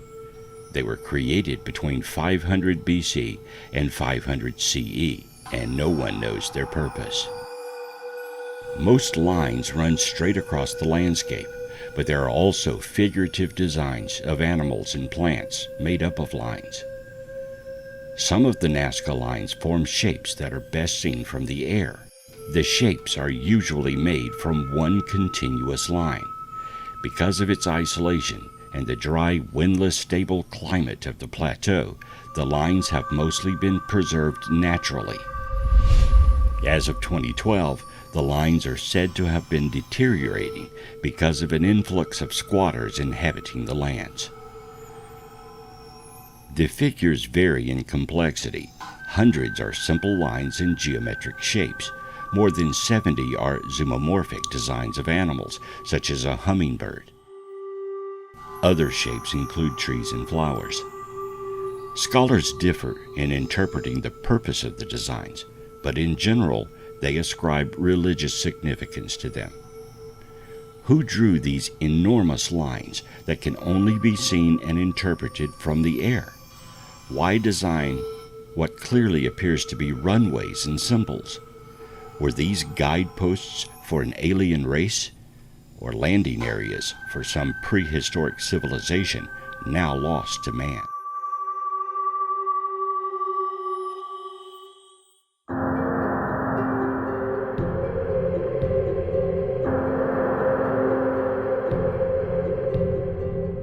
It can be hard to resist the allure of a mysterious object found in a context that doesn't seem to make rational sense, suggesting that it's proof of time travelers, lost civilizations, or alien visitors. You don't have to be a conspiracy theorist or a cryptozoologist to marvel at a bizarre computer-like device that dates back to ancient Greece, or a 2,000-year-old battery found outside of Baghdad in the 1930s. So-called out-of-place artifacts are often said to baffle scientists and conspiracy theorists. They suggest that scientific efforts to identify their origin and purpose willfully ignore potentially controversial explanations outside the mainstream.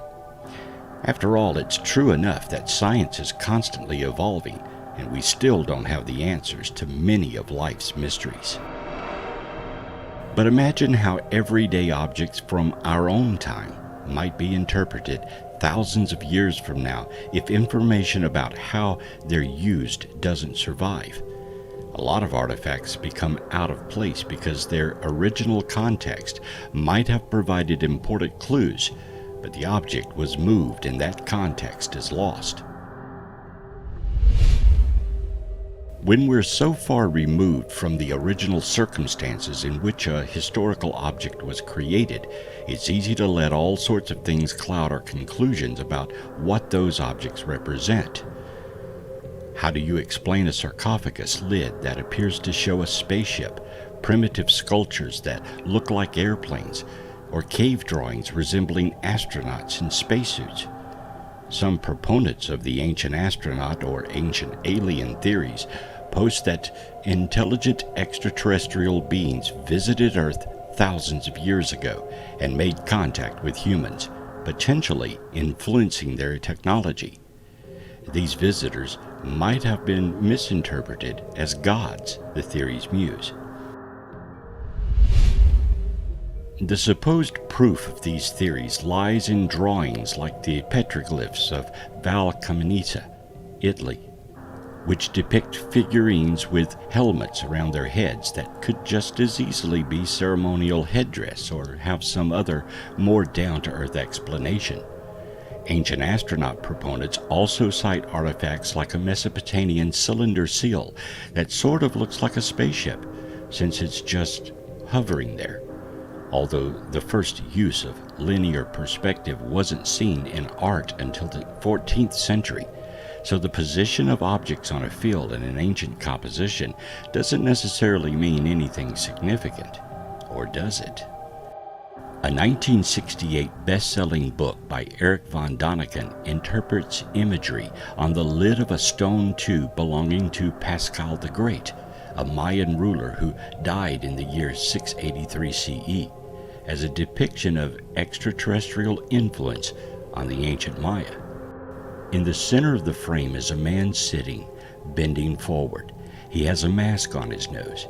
He uses his two hands to manipulate some controls, and his left foot is on a kind of pedal with different adjustments. The rear portion is separated from him. He is seated on a complicated chair, and outside of this whole frame you see a little flame like exhaust. Or Pascal could be sitting on a pillar in front of a stylized temple, among many other plausible explanations. What all of this shows us is the extent of which wishful thinking can alter our interpretations. It's obvious how the helicopter hieroglyphs found in Abydos, Egypt, got their name. Those images really do look like modern aircraft. Then there's the Saqqara bird, a sculpture made of sycamore wood discovered during the 1898 excavation of a tomb in Egypt, which dates back to about 200 BC. Some people have suggested that it might be evidence that ancient Egyptians developed the first aircraft many thousands of years ago, possibly with the help of aliens. The Quimbaya artifacts, a collection of tiny golden figurines found in Colombia and dated to around 1000 CE, look a lot like flying objects. When it comes to investigating out-of-place artifacts, the best tool might be Occam's razor, the principle that the simplest explanation is most likely to be correct. The simple explanation for all these objects is that we've taken a lot of inspiration from our airplanes, helicopters, spaceships, and drones from nature, and abstracted birds look a lot like planes. Archaeologists say the Quimbaya artifacts are just highly stylized birds, insects, and amphibians.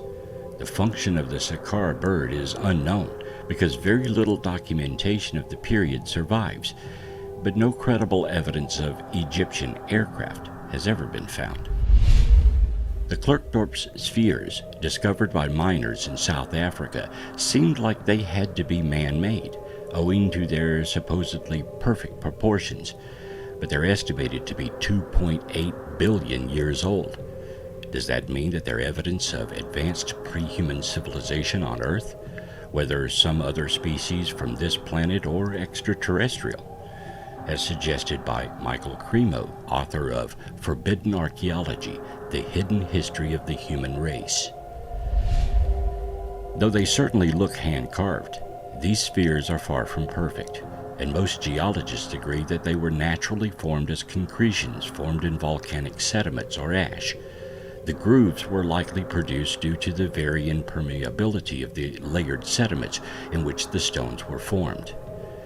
When the aforementioned Baghdad battery was discovered in modern Iraq, it was really just three distinct objects: a fired ceramic container, an iron rod, and a bit of rolled sheet copper. An assistant at the National Museum of Iraq at the time thought it looked like a primitive galvanic cell and theorized that it was used for electroplating gold onto silver objects. About a decade later, a man named Willard Gray made a reproduction of the objects, put them together, and filled the vessel with grape juice to prove its conductive properties. To the surprise of pretty much no one, a lot of supposed out-of-place artifacts are just forgeries and hoaxes. When images of a clay object resembling a modern mobile phone emerged online in 2015, along with the explanation that it was discovered during a dig in Austria, eager theorists were quick to declare its obvious evidence of time travel. As it turns out, the Babylonokia is a sculpture by German artist Karl Wieninger. But what about enduring mysteries like the Antikytherian mechanism, which is believed to be an ancient Greek analog computer used to predict astronomical positions and eclipses? Humans of ancient Greece and roughly concurrent societies might not have had cars, air conditioning, or Wi-Fi, but their technology was often more advanced than many of us imagine. All sorts of things could have been developed, used, and then forgotten as civilizations rose and fell, and so much of that all-important context disappeared over time. Archaeology is a puzzle, and without all the pieces, we're often just guessing, which is why it's important to note that scientific consensus can shift and change too. Few conclusions are fully set in stone, so so to speak. We never know when we might receive new information that changes our perceptions.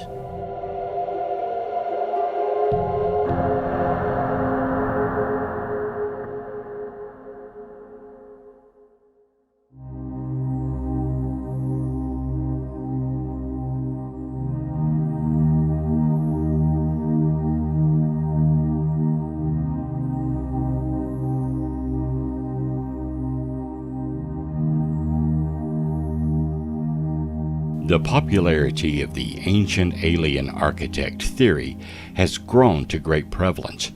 This popularity must be mostly attributed to the televised phenomenon of shows such as History Channel's Ancient Aliens. Some sources of information on the topic are found on websites such as theancientalien.com and archaeology books like Graham Hancock's Fingerprints of the Gods and Andrew Collins' Gobekli Tepe, Genesis of the Gods. No matter the popularity of the theory, it is indeed extraordinary. The belief in the ancient alien architect theory defies all bounds of modern scientific knowledge, rejecting traditional accepted requirements for a legitimate scientific theory sometimes. There is no physical or historical proof that provides definitive evidence to support the theory, and yet it holds. No matter your personal opinion on the theory, it is undeniably rampant, controversial, and extraordinary, and it may very well be true. For those who hold stock in the ancient alien architect theory, explanations abound. For example, at the time at which so many of the ancient monuments in question were built, our perception of the necessary technology was not invented. This begs the question as to how our ancestors managed such a feat. Additionally, many of the monuments, Egyptian pyramids, Easter Island heads, etc., have curiously precise alignments with the stars and patterns of the sun. Without telescopes or geometric equipment, this type of precision seems highly unlikely for humans to muster on their own. Interpretations of cave etchings and hieroglyphics seem to reveal images of helicopter-type vehicles and structures reminiscent of a flying saucer. Had our ancestors not been visited by ancient alien architects, how and why would these images appear? Lastly, there is undeniable similarity between structures that were built hundreds and thousands of years and miles apart. Without ever having seen these other locations, how did our ancestors duplicate them? To those who accept the ancient alien architect theory, it seems that the only logical explanation to these mysteries was the visitation of higher intelligence race of aliens. On the other hand, there are many who reject the idea of the ancient alien architect theory. From a technological standpoint, it is true that scientists are still working on figuring out how exactly our ancestors managed such large architectural feats. However, modern discoveries and research has uncovered explanations and theories based in legitimate scientific process. For example, a recent study based out of Egypt led to the discovery that water can be utilized to make the transportation of heavy blocks easier.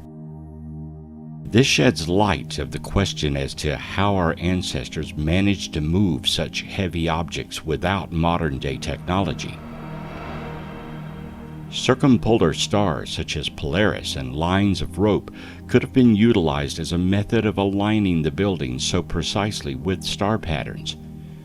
While scientists and archaeologists acknowledge that these actions would have been difficult, they would not have been impossible. Documents and building plans have been found in places such as Egypt as well, describing the large workforces utilized in these projects. For those who reject the theory, they see no actual evidence of its claims. They seek proof in traditional and logical scientific process. Those who believe the ancient alien architect theory are not alone.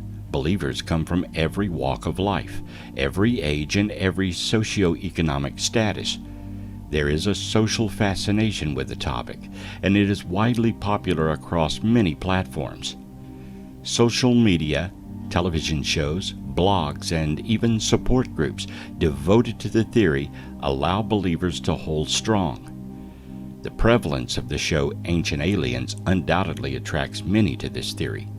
Movies like The Day After Tomorrow and Independence Day, while not focused primarily on ancient architects, promote fascination with alien conceptualization.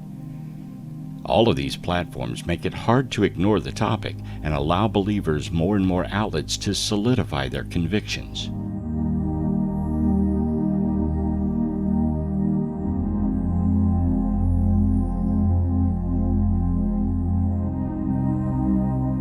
When considering the psychological explanations that may account for belief in such a theory, a few come to mind. Ad ignorantum refers to the idea that something must be true if it's not proven false. And this is key in the mind of a believer. Instead of saying, "Let me show you proof," they instead say, "Show me proof this isn't true." Hasty generalization is key as well. Jumping to a conclusion based off insufficient evidence is found in nearly every claim within the ancient alien architect theory. This ties in with the slippery slope ideas as well. A small idea is conjectured, and instead of analyzing or trying to disprove it, the idea snowballs into an entire theory. For example, when considering the issue of how the pyramids were built, some argue that hieroglyphics found on site resemble helicopters. A believer assumes this to mean that a helicopter-type vehicle was present, and since humans did not have that kind of technology, they then assume that an extraterrestrial visitor must have brought it. And so if they were present, they must have been helping with the construction of the seemingly impossible pyramid construction. Instead of accepting alternate explanations, a generalized theory is created and seemingly explains the mystery. These psychological explanations account for why so many fall into this belief pattern. It seems nearly impossible to reject an idea when everything seemingly fits. The characteristics of pseudoscience are tricky and can make almost any issue believable. Humans seek explanation and the comfort of understanding. When tackling an issue such as those ancient marvels, it is natural to search for any explanation, because it defies what we see as possible. This is where the ancient alien architect theory gains so much attention, and how it continues to spread. Just outside Cairo in Giza, the most famous of Egypt's pyramids rise from the desert. Built more than 4,500 years ago, the pyramids of Giza are monumental tombs where ancient queens and pharaohs were buried. But how exactly did the Egyptians build these things? The Great Pyramid is made of millions of precisely hewn stones, weighing at least 2 tons each. Even with today's cranes and other construction equipment, building a pyramid as big as that of the pharaohs would be a formidable challenge. And then there's the astronomical configuration of the pyramids, which is said to align with the stars in Orion's belt. As well, ancient theorists often point to the fact that these 3 pyramids are in a way in better shape than others built centuries later. So, are Egypt's pyramids artifacts of aliens?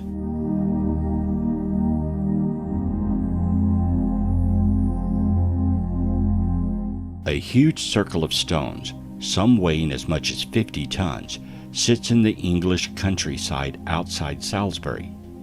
Known as Stonehenge, the Neolithic monument inspired Swiss author Erich von Däniken to suggest it was a model of the solar system that also functioned as an alien landing pad. After all, how else could these massive stones have ended up hundreds of miles from their home quarry? No one knows what exactly the meaning of Stonehenge is, but as with all the other sites in this collection, the explanation could be aliens. Instead, scientists have demonstrated it's actually possible to build such a thing using technologies that would have been around 5,000 years ago when the earliest structures at the site were built. But would they know to do it?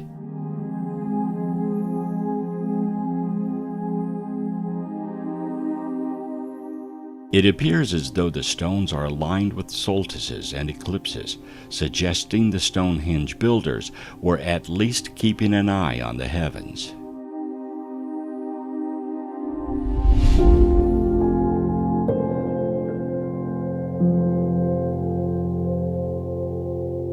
Teotihuacan, meaning the city of the gods, is a sprawling ancient city in Mexico that's best known for its pyramidal temples and astronomical alignments.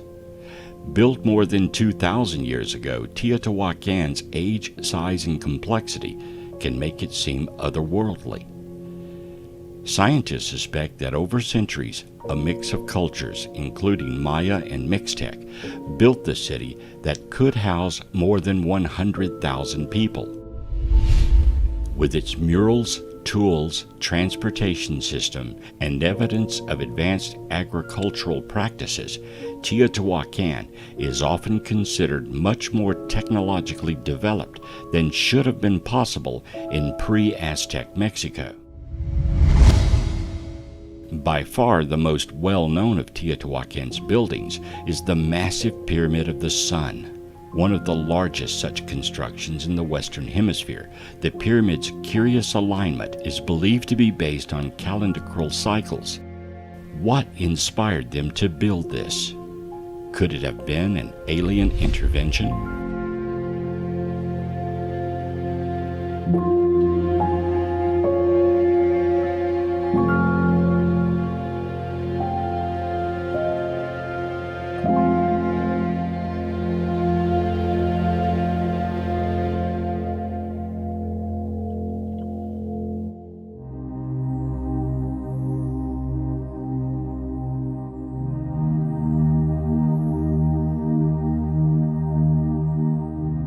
The enigmas surrounding the Moai, Easter Island's fleet of large stone figures, pretty much follows the same narratives as the other sites described here.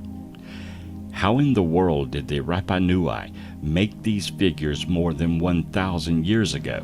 And how did the Moai end up on Easter Island? Carved from stone, the nearly 900 human figures are sprinkled along the flanks of the island's extinct volcanoes. The figures average 13 feet tall and weigh 14 tons, and appear to have been chiseled from the soft volcanic tuff found in the Reno Recorrido quarry. There, more than 400 statues are still in various states of construction, with some completed figures awaiting transportation to their intended resting place. The reasons for carving the Moai are mysterious, though they are likely sculpted for religious or ritual reasons.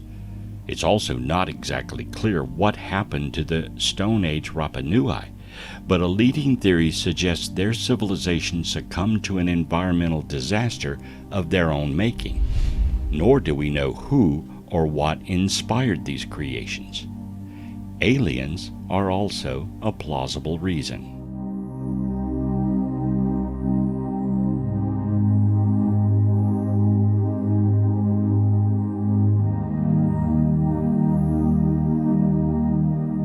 Outside the old Inca capital of Cusco, a fortress rests in the Peruvian Andes, built from enormous stones that have been chiseled and stacked together like a jigsaw puzzle. Some say it could be the work of an ancient civilization that had a little help from interstellar friends. The 1,000-year-old interlocking fortress walls are made of rocks that weigh as much as 360 tons each, and which were carried more than 20 miles before being lifted and fit into place with laser-like precision. How an ancient culture accomplished such a feat of engineering is a little problem to solve. In fact, it isn't the only example of this intricate masonry. Similar walls exist throughout the Incan Empire, including one in Cusco where a 12-angled stone has been carefully wedged into place. Did aliens help with or inspire the creation of these monumental structures? It's unlikely the Inca had this technology.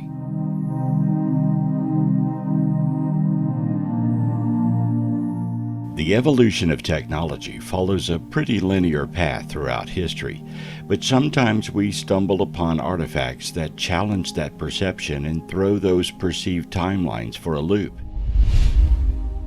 To some, these out-of-place artifacts are none other than ancient alien technology, providing our ancestors were once visited by an advanced race, while others maintain it's evidence we've underestimated the technological faculties of our ancestors.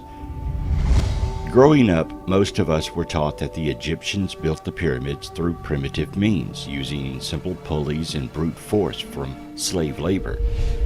But under deeper scrutiny, this explanation doesn't seem to make sense, and the same could be said about the temple complex at Pumapunku in Bolivia. The temple grounds of Pumapunku are believed to date back to between 536 and 600 AD, constructed by a civilization appearing to have been wiped out by a cataclysmic event. Pumapunku is part of the larger, well-known Tiwanaku site, an important location to the Incas, who believe it is the cradle of their civilization. Characteristics ancient alien theorists might consider significant as well. This area is marked by a decorated megalithic archway known as the Gate of the Sun, and according to Freddie Sylvia, it may be one of the oldest temples. Once home to somewhere between 10,000 and 20,000 people, the name itself translates to navel at the center, implying it once served as a cultural hub. Atop the Gate of the Sun is a carving, the supreme god of the Incas.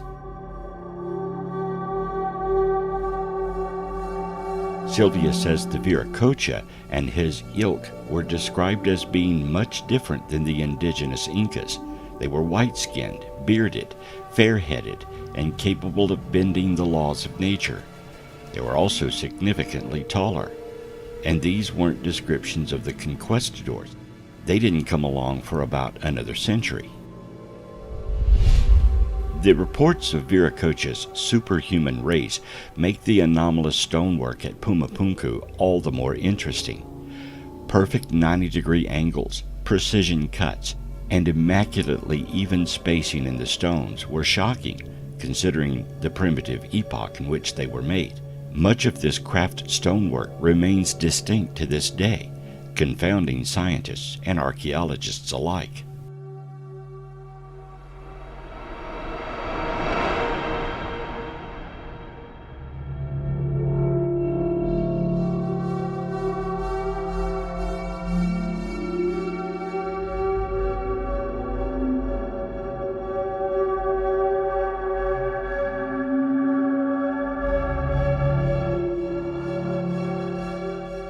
Earth is probably the last place you'd look for extraterrestrials, especially with all the new exoplanet discoveries and the endless quest to prove there was life on Mars at least once in the past, something billion years ago.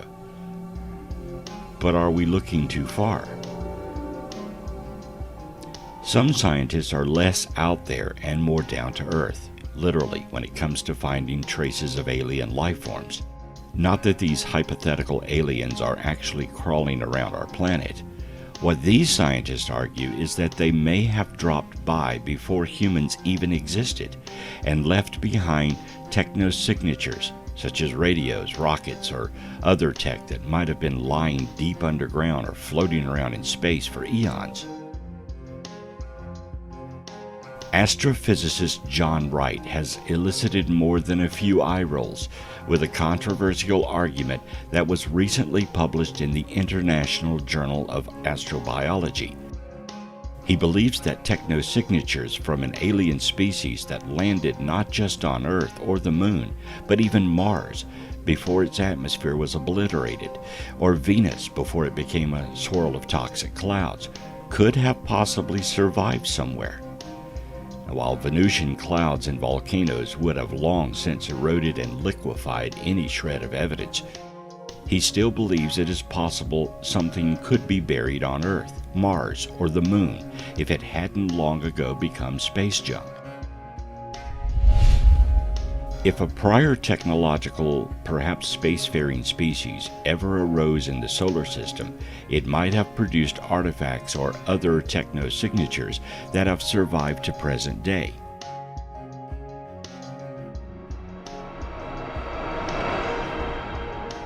Meaning solar system artifacts provides a potential path to resolving an astrobiology question.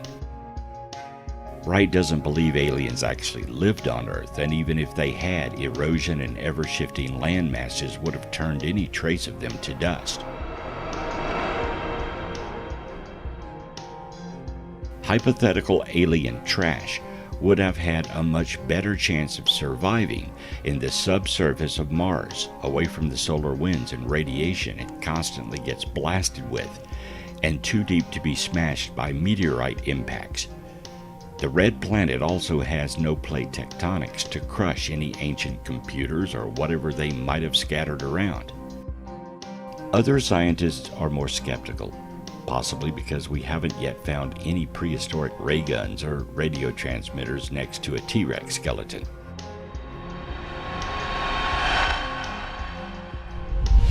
Astronomy professor Ivi Liob believes that there could have been a visit from other civilizations on Earth. The search for extraterrestrial artifacts is more likely to find technosignatures in space, though, however unlikely that still is. The most effective way to zoom in on something unusual would be a sky survey. Whether we'd actually recognize something as alien, even if we saw it, is an entirely different thought to keep both scientists up at night. Supporters of the drive to find extraterrestrial artifacts are already peering deep into space in a bid to discover cities, satellite networks, or gigantic megastructures. Some even think our own solar system could contain probes sent by an advanced civilization, wreckage from old spaceships, or even evidence of ancient settlements on planets like Mars or Venus. Yet other experts slam this headline, grabbing easily sensationalized discipline as entertainment science, and question whether there's any point looking for such tiny needles in the mega haystack of our breathtakingly gigantic universe. Avi Liob, chair of the Harvard University Astronomy Department, is among the world's most respected astrophysicists. He stunned the scientific community by refusing to rule out the possibility that a strange cigar-shaped object which sped through our solar system may have been alien in origin. Astronomers named the space rock Oumuamua, Hawaiian for scout, and said it was an interstellar visitor which formed in another star system before traveling here through the void of deep space. He did not simply dismiss the idea that it was built by an extraterrestrial civilization and suggested it could have been a light cell craft, calling on his fellow scientists to keep an open mind about its origins. What sort of alien technology are astronomers searching for right now? Well, examples include artificial light, industrial pollution, or reflection of starlight from solar cells on the surface of planets around other stars, megastructures, or fleets of satellites. Space archaeology with our best telescopes might reveal technological equipment floating in space, similar to the 2 Voyager probes that we launched and are now leaving the solar system. But we should keep in mind that the travel time is very long between stars. It would take the Voyagers about 100,000 years to reach the nearest stars to our Sun. The equipment could therefore be defunct if it belongs to a civilization that died by now.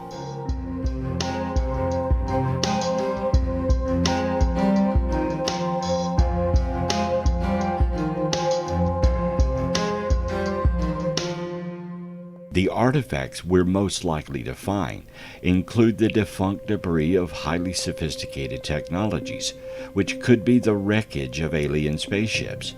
Perhaps our best way to put our hands on them is to find objects that collide with Earth and survive as meteorites. Is the truth out there? When astronomers peer out into deep space in search of alien technology, they're often looking for big objects, such as a Dyson sphere, a theoretical Death Star-style space station built around a star to harvest its energy. A civilization capable of building a Dyson sphere would have to be highly advanced, because it would take decades or even centuries to build such a structure.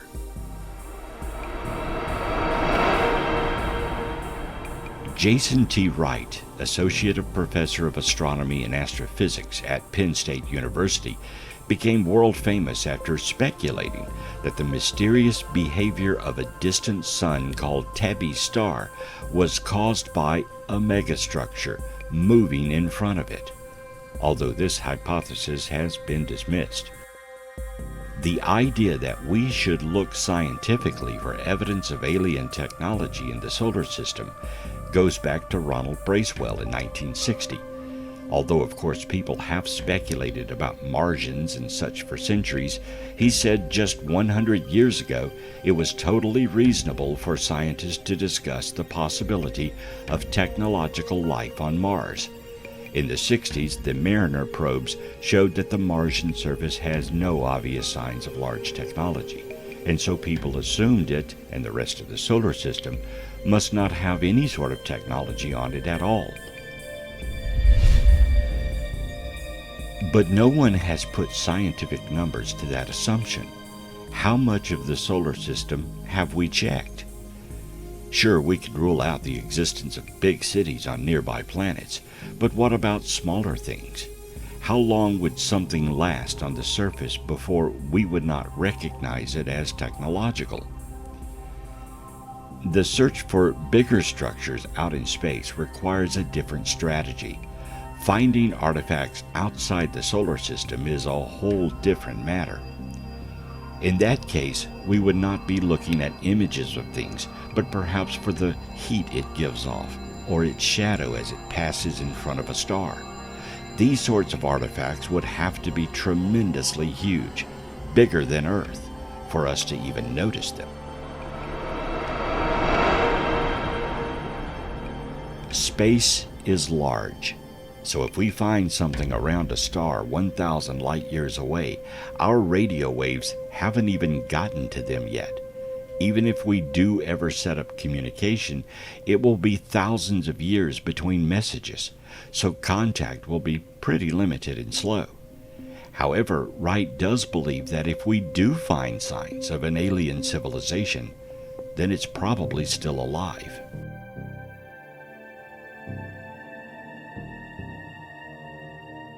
On a cosmic timescale, things don't tend to last very long after their creators or maintainers go away.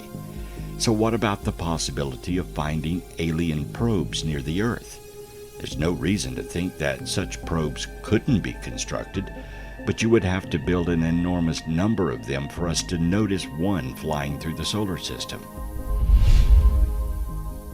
There are hundreds of billions of stars in the galaxy, and if there are artifacts moving among those stars, they will spend most of their time in deep space where no one would ever notice them. For one to just happen to be passing through the solar system around now, there would have to be thousands of trillions of them throughout the galaxy. But sure, it's possible to build that many machines. If they are what are called von Neumann machines. Johnny von Neumann was a scientist who discussed the implications of building a machine that could build a copy of itself. If you build one of those in space on an asteroid, the idea goes that it would build a copy of itself, then those copies would build copies. Eventually, they'd run out of asteroids altogether and would have to move on to somewhere else. If they could go between stars, Then at each star they would turn all the asteroids into more copies. With a scheme like that, you could eventually have enough that would be everywhere.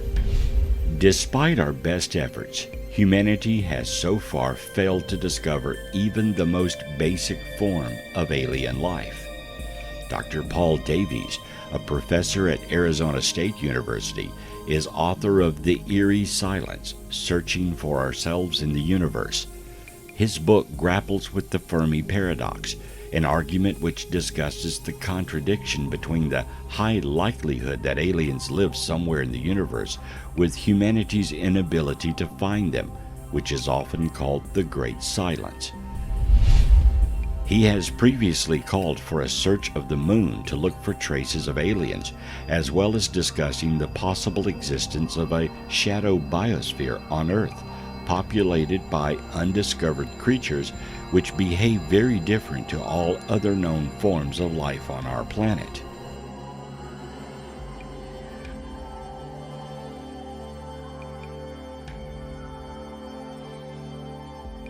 Searching for alien artifacts on the moon is possible. If there was alien technology in the solar system, this is a good place to look because the lunar surface is relatively stable. We search right here on Earth for artifacts in the genomes of terrestrial organisms. This might be as simple as a message uploaded into the DNA sequence of a microbe. Human scientists now do this all the time. Or in the existence of a shadow biosphere, implanted here, say 100 million years ago. However, there is a risk that we might not even recognize alien life or technology if we discovered it.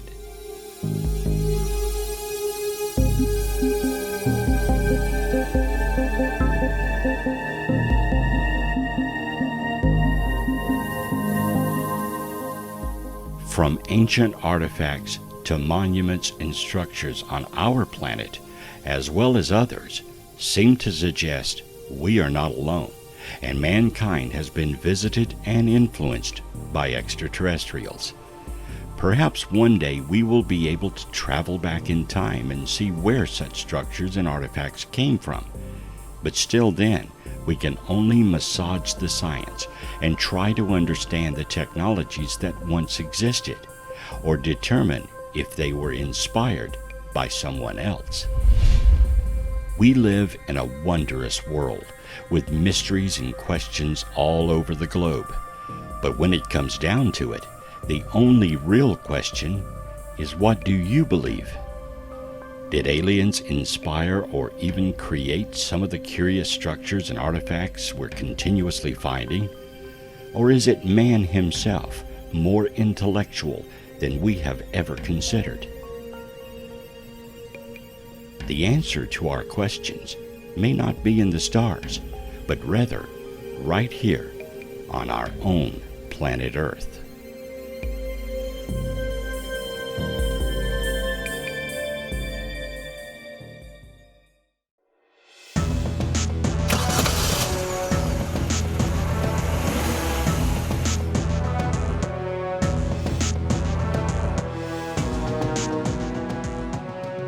Let's begin with a mystery that has raised eyebrows for decades, but today has been proven to be a rather common item. The story of the Costco artifact has been embellished over the years, but all accounts have common elements.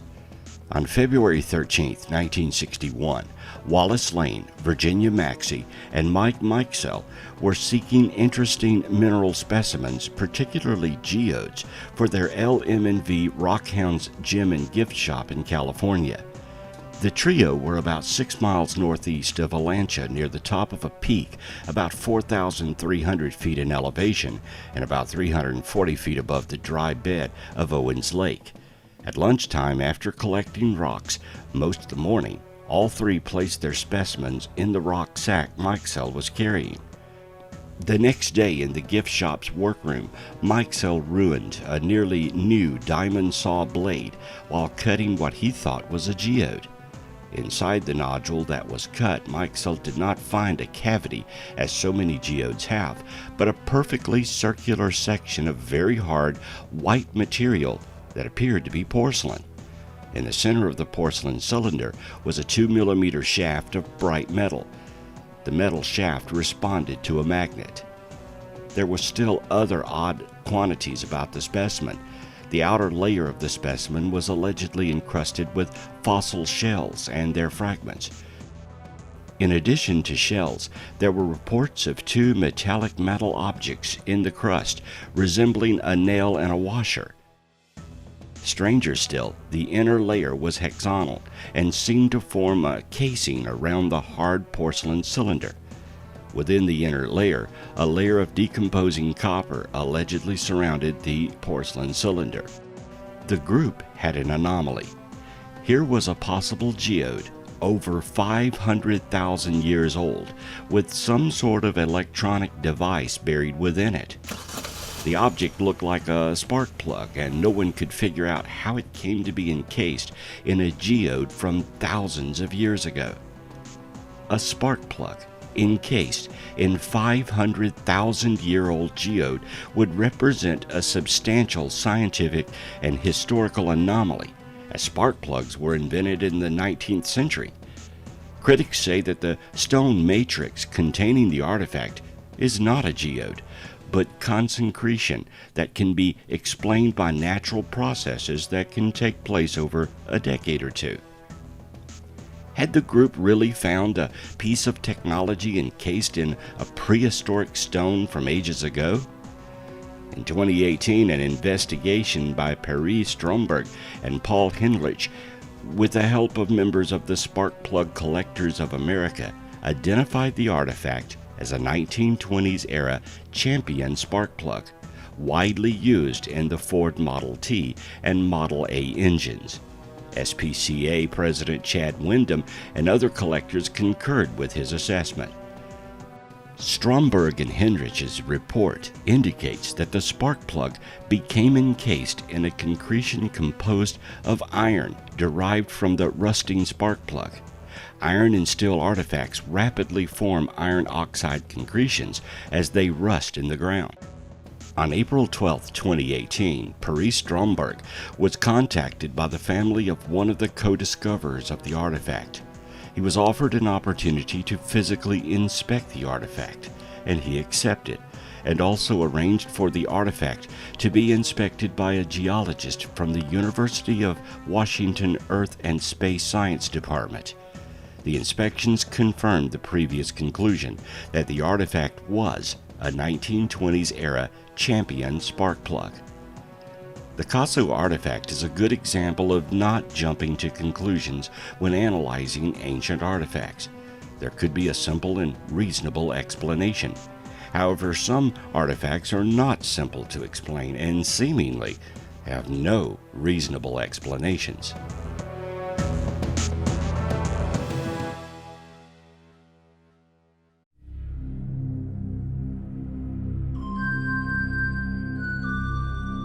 The schist disk is one of those unusual artifacts that defies explanation.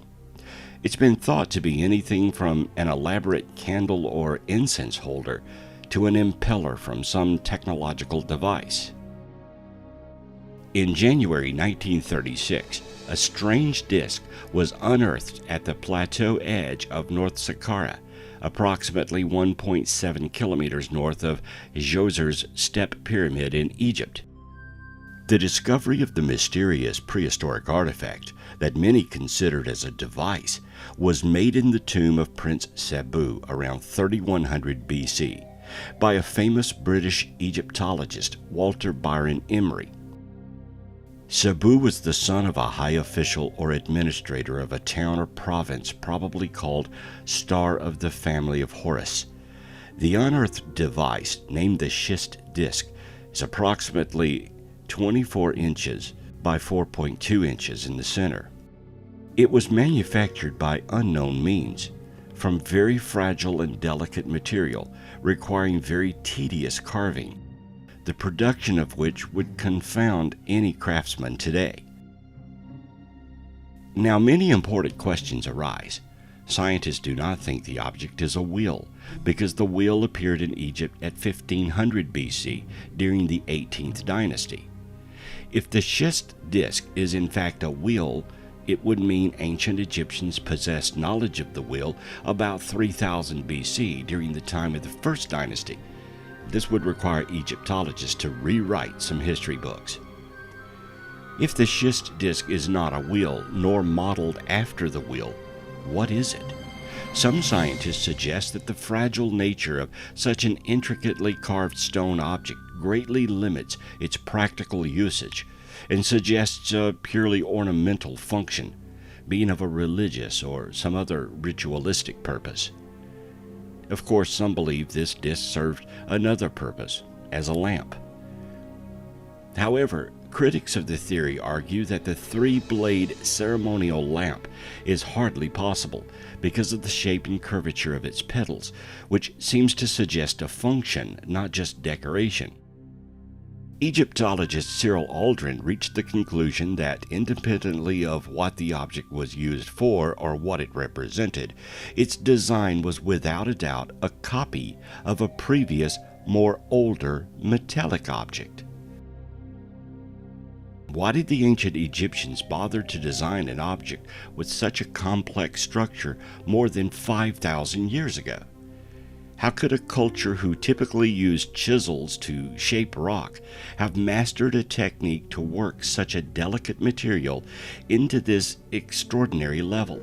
Obviously, the schist disk is an object that played an important role 5,000 years ago. Egyptologists offer a number of theories trying to explain what the disk was used for, but for the moment, no one has been able to explain the object's complex structure.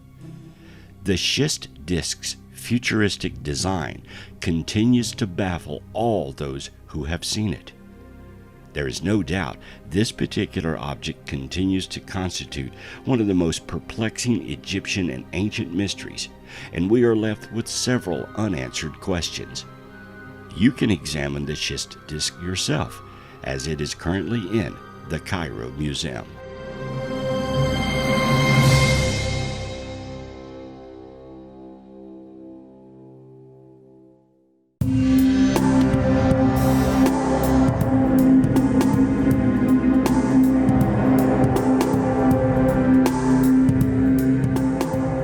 In 1944, as a 10-year-old boy, Newton Anderson was fueling the coal furnace in his parents' home.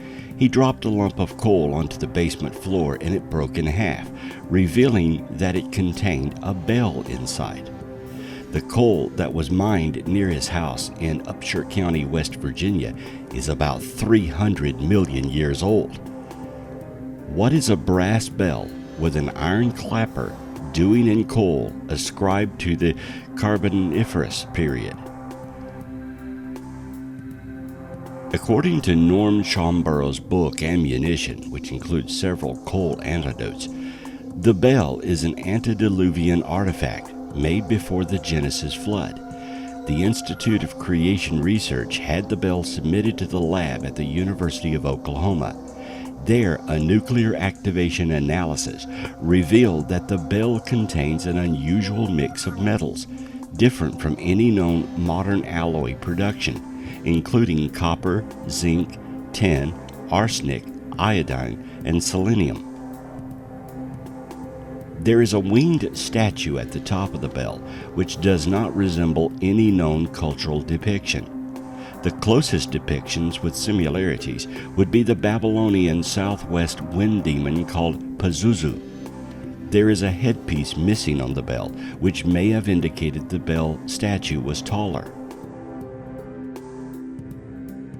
This is not the only artifact found in coal millions of years old.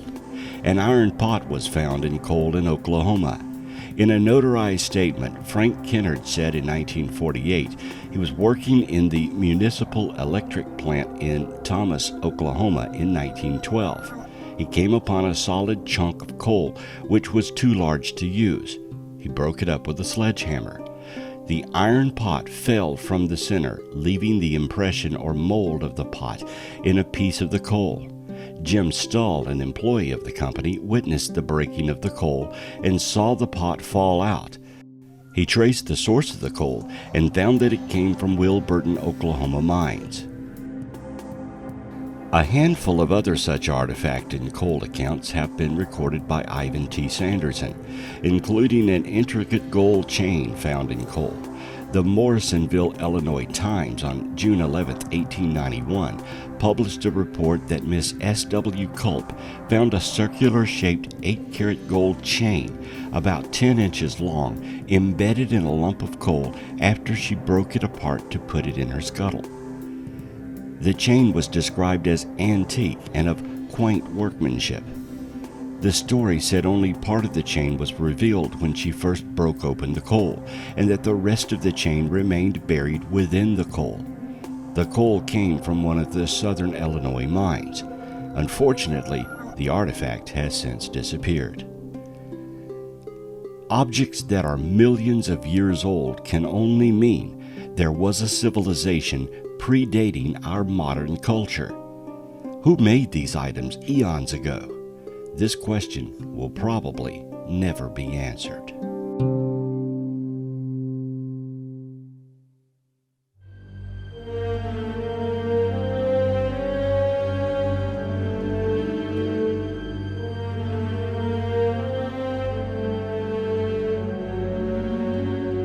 Suppose you came across a Roman dodecahedron.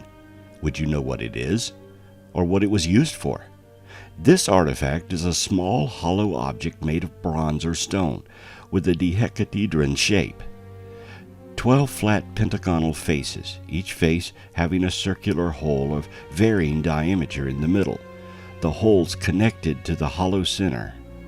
Roman dodecahedra date from the 2nd or 3rd centuries AD. About 100 of these objects have been found from Wales to Hungary and Spain, and to the east of Italy, and most found in Germany and France. Ranging from 4 to 11 centimeters in size, they also vary in terms of textures. Most are made of bronze, but some are made of stone. No mention of them has been found in contemporary accounts or pictures of the time. Speculated uses include a candlestick, because wax has been found inside 2 examples, dice, survey instruments for estimating distances to or distances of objects, devices for determining the optimal sow date for winter grain, gauges to calibrate water pipes or Army standard bases. Use as a measuring instrument of any kind seems improbable, since the artifacts are not standardized and come in many sizes and arrangements of their openings. It has also been suggested that they may have been religious artifacts or even fortune-telling devices. This latter speculation is based on the fact that most of the examples have been found in Gallo-Roman sites. Several dodecahedra were found in coin boards, providing evidence that the owners considered them valuable objects. Smaller dodecahedra with the same features, holes and knobs, and made from gold have been found in Southeast Asia. Speculation among historians has resulted in many different hypotheses, which is as close as we may get to an accurate answer. Few archaeologists will even comment on it, because these objects aren't defined to a specific cultural area and therefore not their area of expertise. Even the theories that do exist are highly debated among historians. Can you figure out what this artifact is, or its purpose? If you can, then you may solve one of the most perplexing mysteries of our time.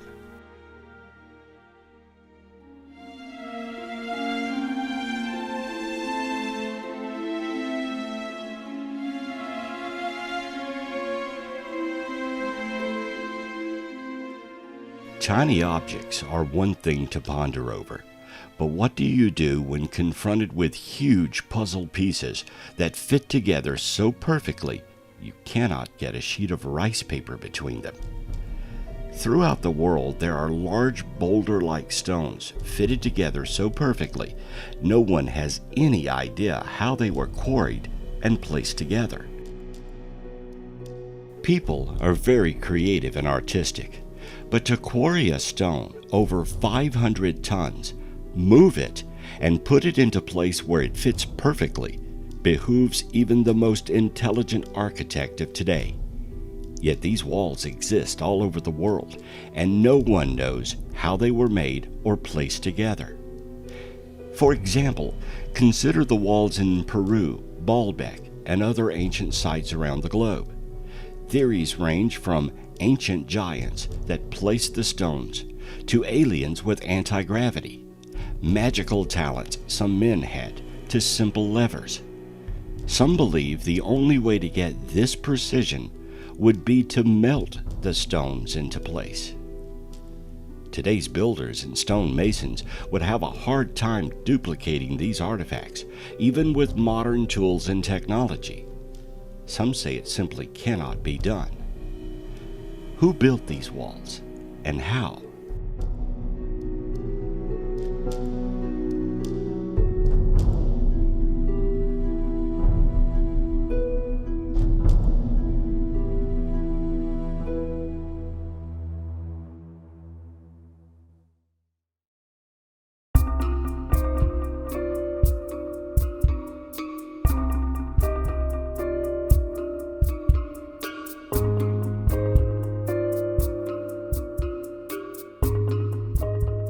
The Antikytherian mechanism is generally referred to as the first known analog computer.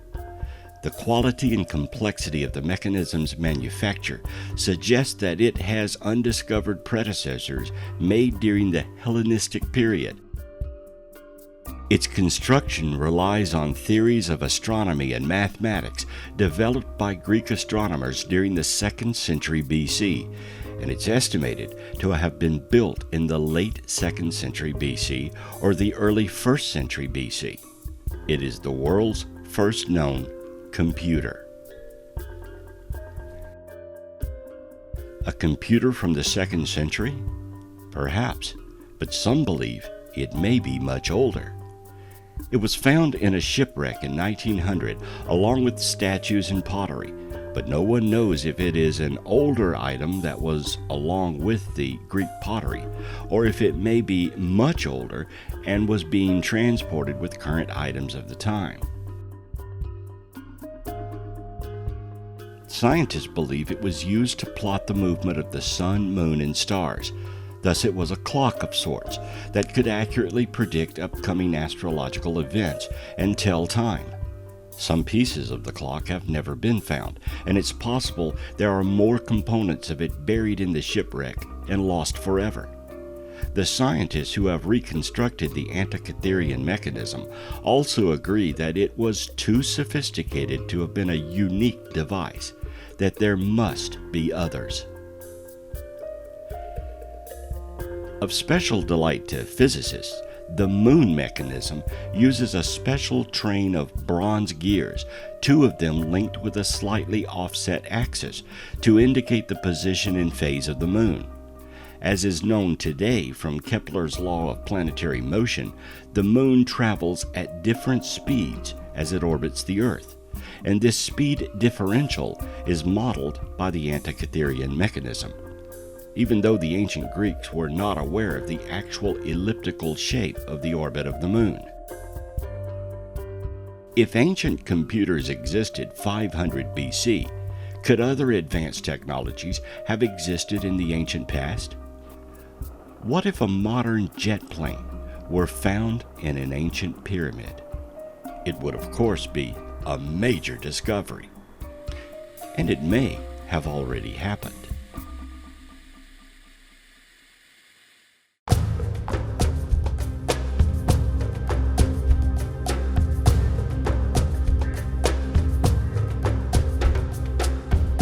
Is this a helicopter?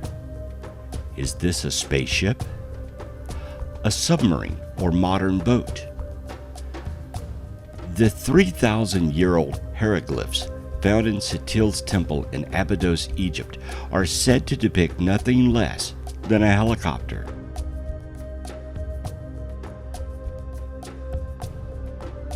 Plane and futuristic aircraft, among the usual insects, symbols, and snakes.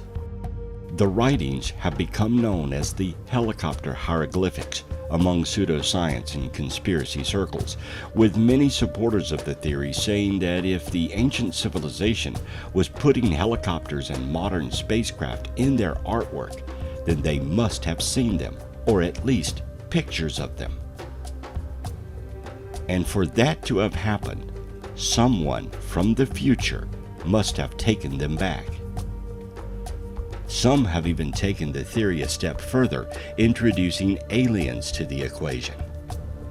The question remains, why would ancient Egyptians depict a modern helicopter above a doorway in a tomb? If it's not a helicopter, then what is it?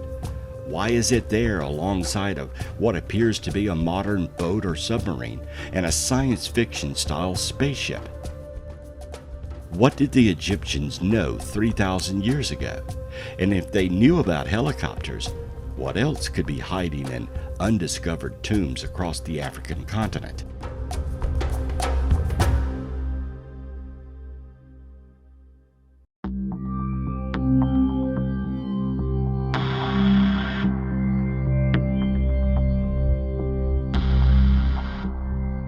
Dropa stones are said by some ufologists and pseudo-archaeologists to be a series of at least 716 circular stone discs dating back 12,000 years, on which tiny hieroglyphic-like markings may be found.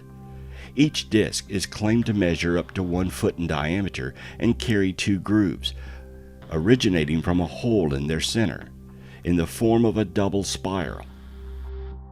The hieroglyphic-like markings are said to be found in these grooves.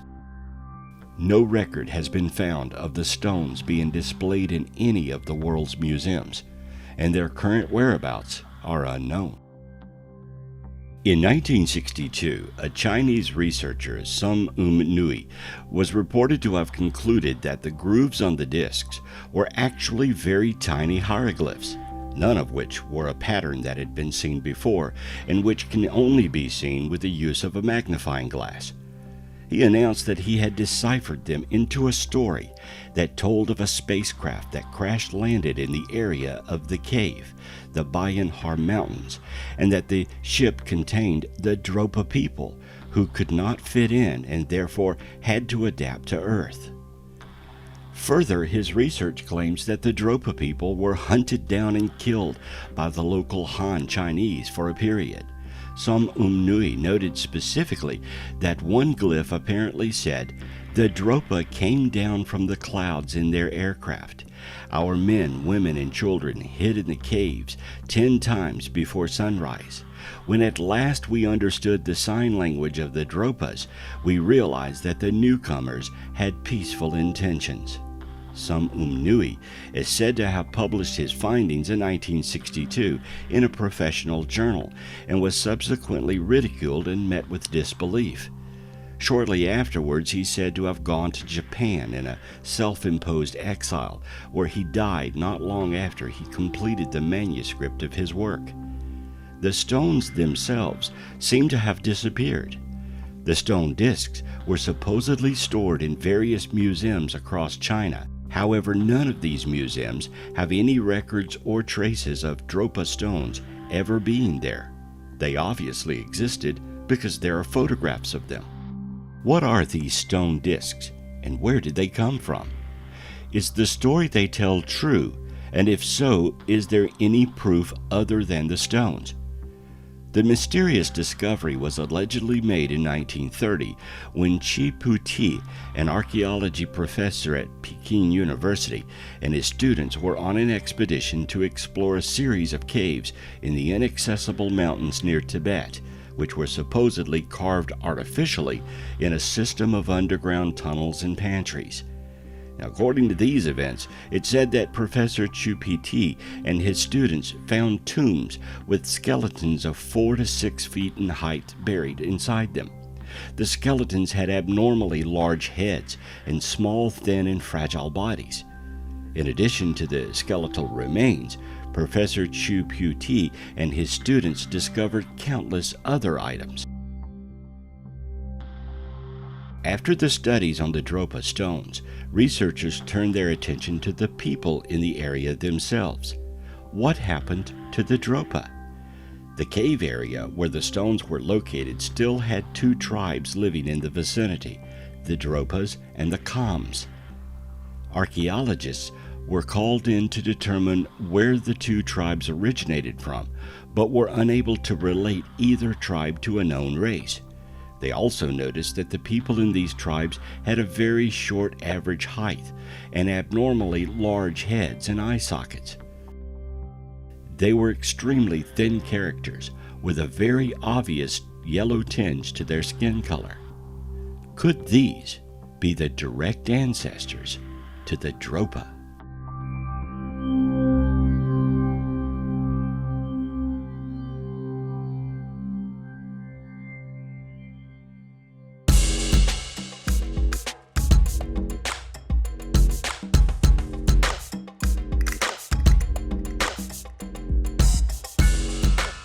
Have you ever seen a waffle rock? There is one in Virginia, and it's on display. Waffle rock in America is a real geology puzzle because of the amazing patterns formed on its surface. Called waffle rock because it looks like a waffle iron grid, the question is, how was it made? Is it natural or the imprint of some advanced technological device that has long ago eroded and left its emboss on this natural rock? The Army Corps of Engineers and geologists say it's a natural formation, period. End of story. Nothing to see here. However, the scientific explanations don't account for all the features present in the rock. Aside from the unusual ancient alien talk, many believe that the pattern is actually an early form of hieroglyphic or primitive writing, and that the rock is the result of Neolithic art by pre-Columbian peoples. The rock on display at the West Virginia Outlook on Jennings-Randolph Lake is but a small piece of the original rock. It was moved there to save the geologically significant piece of history from a dam project, likely in no small part because of pressure exerted by the original residents of Shaw, a town removed for the dam. Photographs of the whole rock show clearly the pattern or the structure of the pattern does not run all the way through the rock, but rather can only be seen on one side. Most agree the rock is at least 250 million years old. It's either a perfectly natural formation or the work of an old ancient civilization, or maybe even aliens.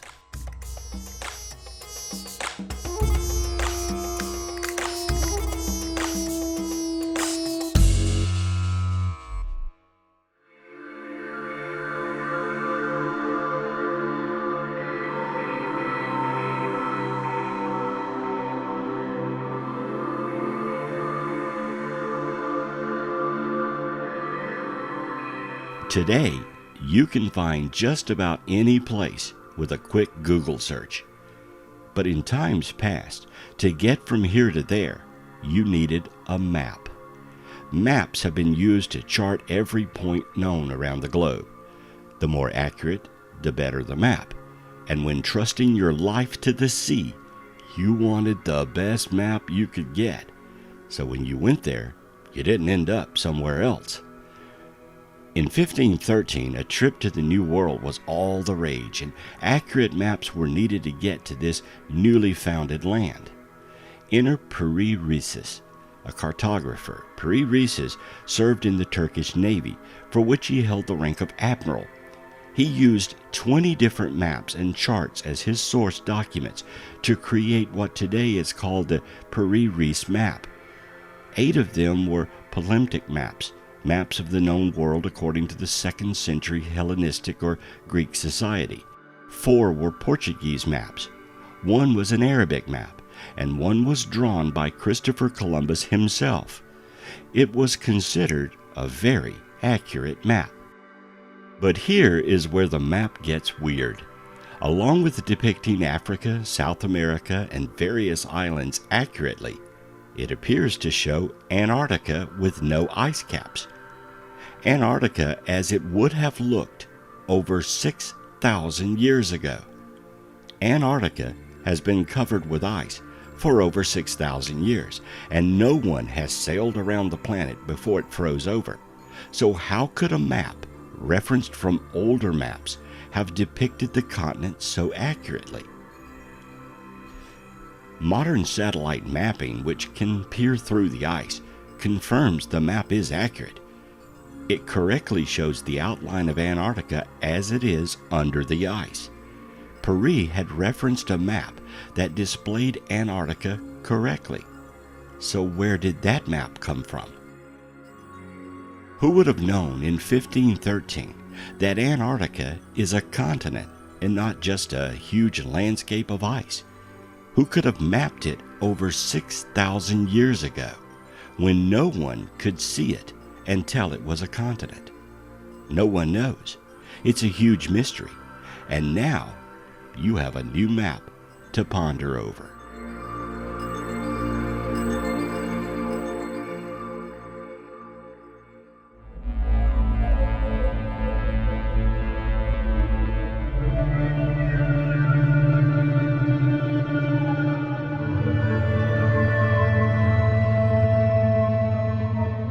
If you take a tube of copper, a rod of iron, and put them in a clay pot filled with juice or some acidic liquid, do you know what you get? A battery, that's what. Kind of like the potato clock novelty science toys you can buy. The clay pot battery will actually work. Man has known about electricity since old Ben Franklin flew a kite in a storm, or so we are told. What if batteries were around centuries ago? Well, apparently they were, or so it seems. The Baghdad battery is a set of 3 artifacts which were found together: a ceramic pot, a tube of copper, and a rod of iron. It was discovered in modern Iraq, close to the capital of the Parthian Empire, from around 250 BC, and is considered to date from that period. Its origin and purpose remain unclear, and further evidence is needed to explain its purpose. It was hypothesized by some researchers that the object functioned as a galvanic cell or battery, possibly used for electroplating or some kind of electrotherapy. But there is no electro-gilded objects known from this period. An alternative explanation is that it functioned as a storage vessel for sacred scrolls. The battery has been proven to work, and on the modern program Mythbusters, several were linked together to produce 4 volts, enough to barely electroplate with. Some researchers believe 4 volts is not enough to be useful for electroplating, but it could have been used for some kind of mild electrotherapy, such as pain relief, possibly through electroacupuncture. What it was used for is the mystery. That it was real and did exist is not a question.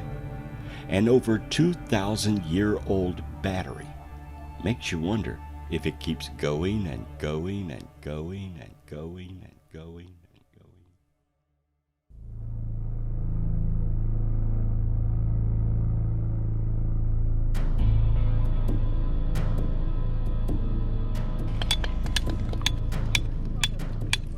Finding odd combinations of things is the norm in archaeology. It wouldn't be too uncommon to find an old hammer with its handle still intact.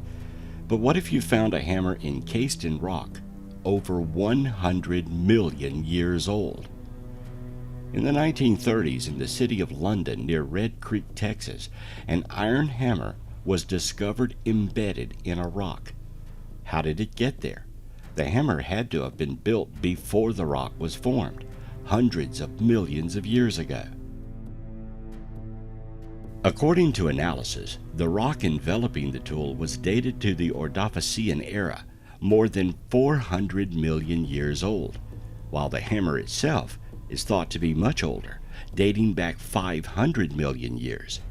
The wooden handle of the hammer is so old that it has begun to turn into coal. That's one very old tool. It was determined that the hammer's head is made of 97% pure iron, 2% chlorine, and 1% sulfur.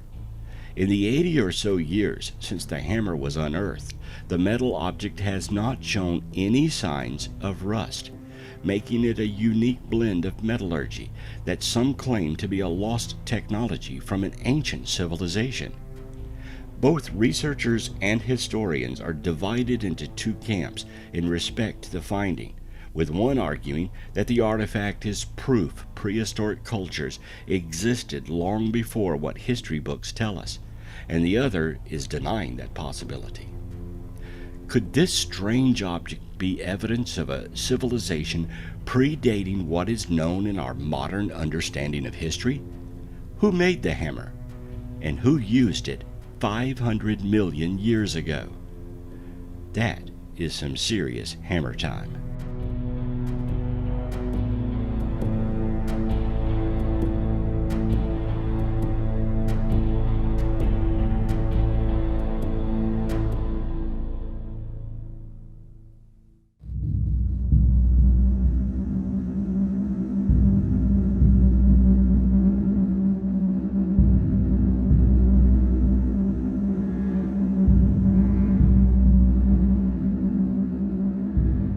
It seems every day science is pushing back the date man became an intellectual being. Gobekli Tepe sits in a plateau in Turkey and is around 20,000 years old. 20,000 years ago, man is supposed to be eking out a living with sticks and clubs. Yet here is a complex arrangement of statues, some many tons in weight, with carvings of animals and other symbols. Gobekli Tepe includes two phases of use believed to be a social or ritual nature, dating back to the 10th millennium BC. During the first phase, belonging to the pre-pottery Neolithic circles, of massive T-shaped stone pillars were erected, the world's oldest known megaliths. More than 200 pillars in about 20 circles are currently known through geophysical surveys. Each pillar has a height of up to 20 feet and weighs up to 10 tons. They're fitted into sockets that were hewn out of the bedrock.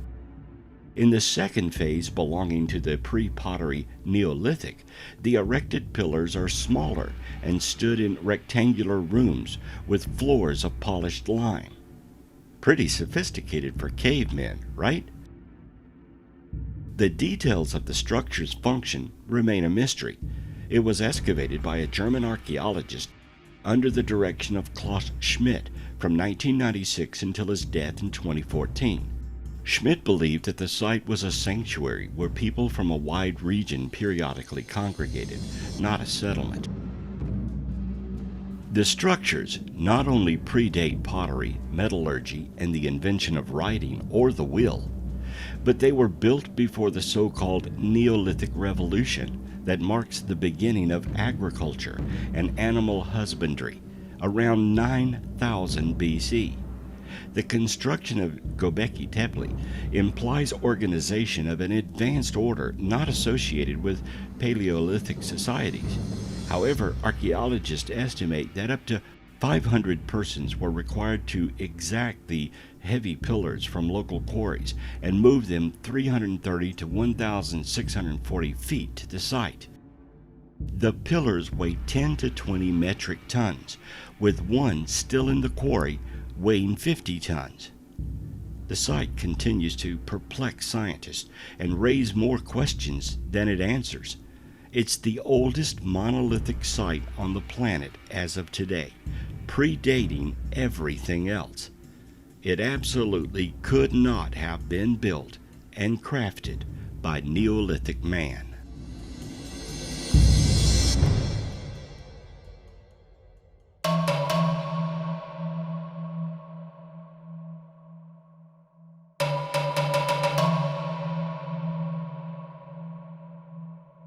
Giant walls are built to keep people out or keep people in. They are barriers, usually built for political reasons to hold off an invading army or group of unwanted people. In some cases, they may be used to house people or protect animals. In any case, a wall is something of a huge discovery in archaeology. If you ever find yourself driving through Rockwall, Texas, you may ask yourself why this suburb of Dallas is called Rockwall. Well, there is an ancient wall there. You can't see it because it's buried, but it's there. For over 160 years, scientists have claimed the wall is nothing more than a natural formation. Most people living in Rockwall, Texas, do not even know that their city is named after an ancient rock wall city, complete with a skull of a giant that was found while some people were digging a well looking for water a long time ago. The wall is an almost perfect rectangle, 4 miles wide and 7 miles, encompassing more than 20 square miles long, with most of the wall being buried. The top of the wall, at all outcroppings found to date, have a uniform elevation of 550 feet above mean sea level. Mary Patty Wade Gibson is the granddaughter of T.U. Wade, founder of the wall at the Rockwall County Historical Foundation. She described the additional digging her grandfather and other men did at the home site. In her description were cubicles or rooms constructed of stone which you could walk through and would reach a corridor which seemed to run in a direction into the hill that the town square sits upon. She told of an incident in 1906 of 2 unidentified men digging out the corridor which had apparently been filled with erosion. Their intent was to reach a room or cavity under the town which might be full of gold, apparently derived from a story from Indian legend.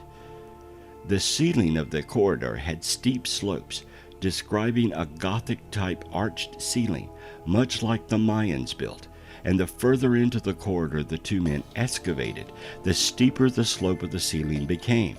Consequently, the men, fearful of a structural failure, abandoned their search for gold. Mary Patty Gibson also says that during her grandfather's exploration of the wall, he discovered on the outside the wall went straight down. On the inside, she described the wall going down to about 40 feet, curves inward, and becomes much thicker. Additional information provided by the daughter of the late Mr. Deweese, an early settler of Rockwall, who described a doorway with a diagonal-shaped stone in the wall at the Wade residence on Highway 66. This portion of the wall was open to visitors from 1936 until the late 1940s and was consequently backfilled because of dangerous structural conditions. In 1949, a Mr. Sanders of Fort Worth, Texas, did an excavation of the wall. From this excavation, 4 large stones were brought up, with the largest weighing approximately 2 tons. On these stones were found inscriptions with what appear to be pictographs. The Dallas Morning News on the 5th of November 1967 reported that back in the 1920s, T.H. Meredith said a well was dug on his farm just east of the town of Rockwall, and Mr. Meredith declared that the digging went alongside a masonry wall which seemed to have an arch over a doorway or window. Metal rings were found at the site, which was composed of tin, titanium, and iron, embedded in the rock. You can see it in this photo just above the pickaxe. Of course, all this material and the skull have been lost, and much of the wall today cannot be seen. It's also unlikely any modern excavations will happen because the town has grown and is now an urban section next to Dallas. But if you drive through Rockwall, Texas, you can think about what mysteries may lie just a few feet below your car.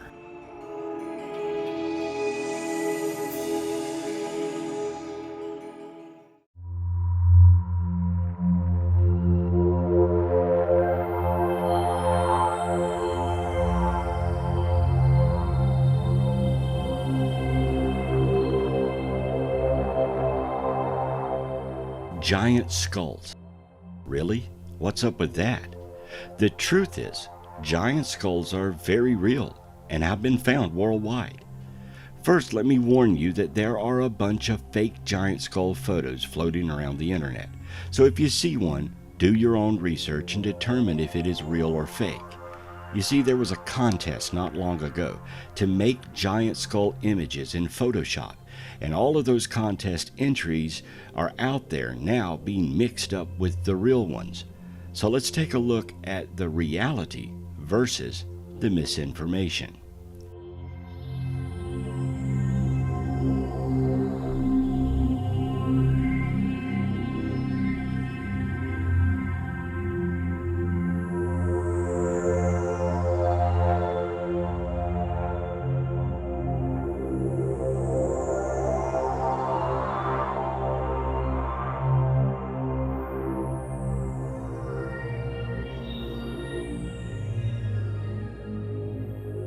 Your first question may be, why is it so hard to find real giant skull photos? Well, the reason is simple. Under the Native American Graves Protection and Repatriation Act, a federal law was passed in 1990 requiring Native American artifacts and remains to be handed over to culturally affiliated tribes or provable descendants and then reburied. The few skulls that remain in anthropological facilities cannot be photographed under this law. So all photos of the existence of giant skulls were taken before 1990. The other issue is that because giants didn't fit the religious criteria of early explorers and researchers, they were often dismissed or even destroyed. Many were sent to the Smithsonian and subsequently destroyed by the curator who back in the early 1930s thought it was against his beliefs and didn't fit his personal anthropology theories. So, let's take a look at some real giant skulls.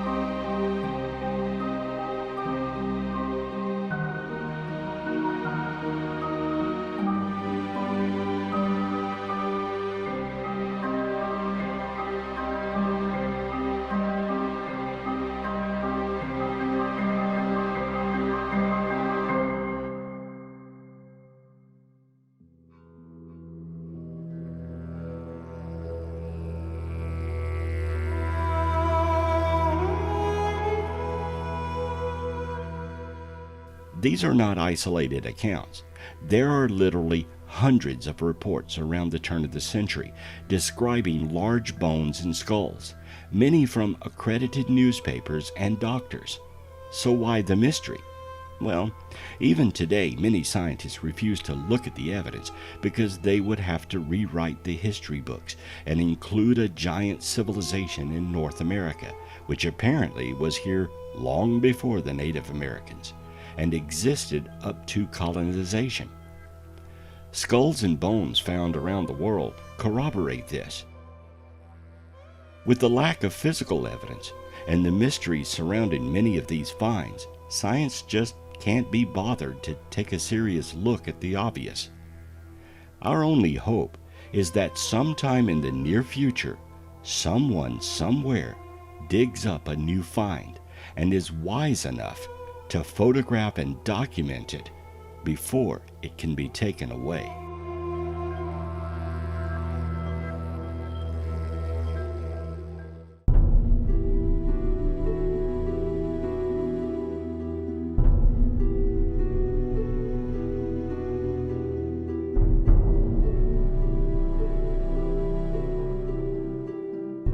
In a mysterious pyramid in China's Qinghai province near Mount Baiyagong are 3 caves filled with pipes leading to a nearby saltwater lake.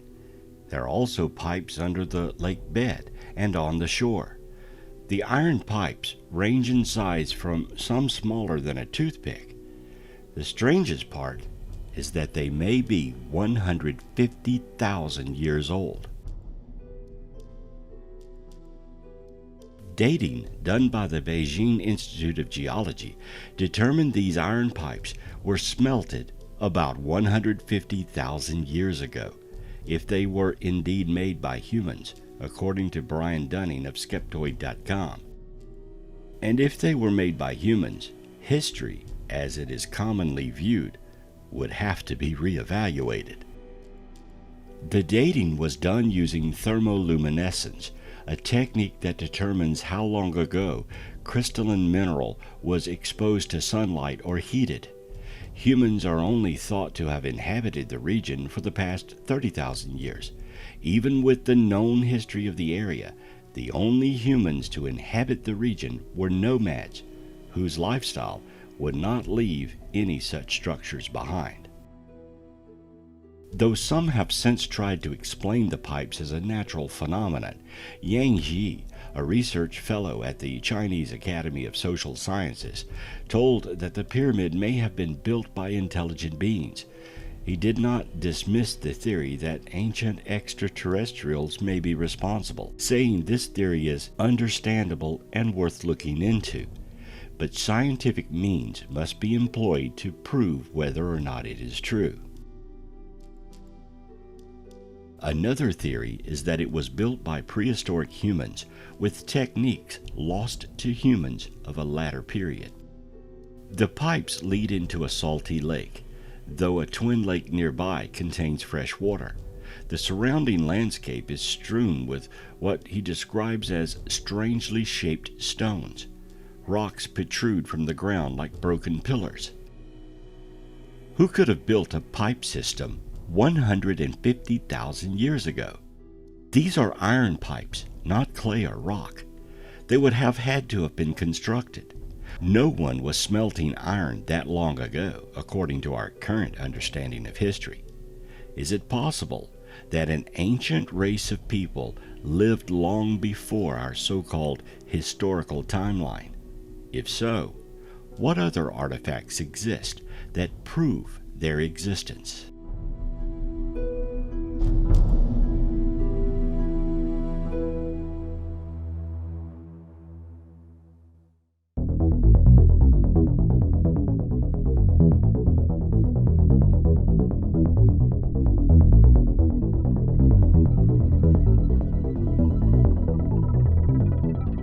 Spheres found in the mines of South Africa have piqued the curiosity of researchers for decades. Why? Because they're 2.8 billion years old and appear to be man-made. According to Michael Cremo and other researchers of prehistoric culture, these spheres add to a body of evidence suggesting intelligent life existed on Earth long before a conventional view of history places it there. Cremo has traveled the world gathering information on out-of-place artifacts. He compiled his findings in the popular book Forbidden Archaeology: The Hidden History of the Human Race. In 1984, while investigating the spheres, he contacted Rolf Marx, curator of the Museum of Klerksdorp, South Africa, where some of the spheres are kept. Marx described the spheres as being about 2.8 billion years old, with a very hard surface and a fibrous structure inside. He found them quite strange and puzzling. Marx wrote, according to Cremo, "There is nothing scientific published about the globes, for the facts are they are found in Prophyllite, which is mined near the little town of Otsdale in the western Transvaal. Some of the so-called Klerksdorp spheres are elliptical in shape with rough edges around the center. but some are so balanced in shape and proportion, and the grooves around them look so straight and hand-carved, it seems unlikely they were naturally formed. Proponents of this theory say that the spheres were made by intelligent beings. Kremov and others who hold that these spheres are evidence of advanced prehistoric civilizations say mainstream science needs to be bolder and more willing to acknowledge evidence that could contradict dominant views. What was the purpose of the spheres, and who was manufacturing them 2.8 billion years ago?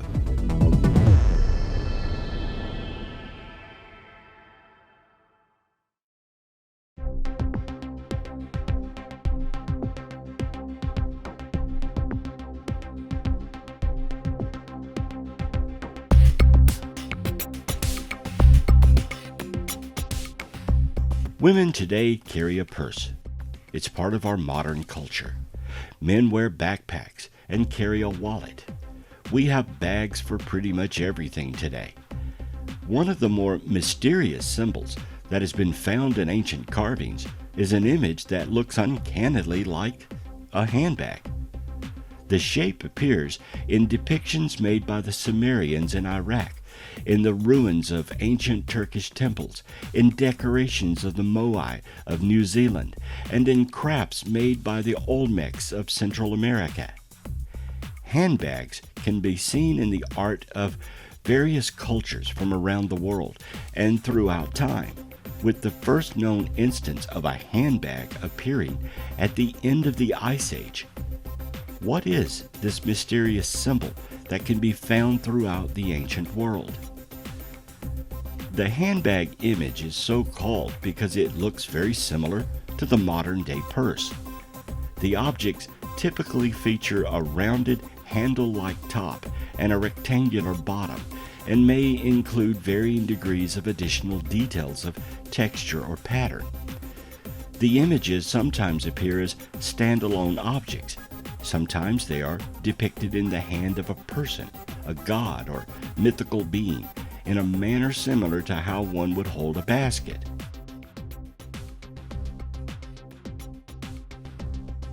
One of the earliest instances of the handbag motif can be seen in the ruins of Gobekli Tepe, located at the top of a mountain range in southeast Turkey.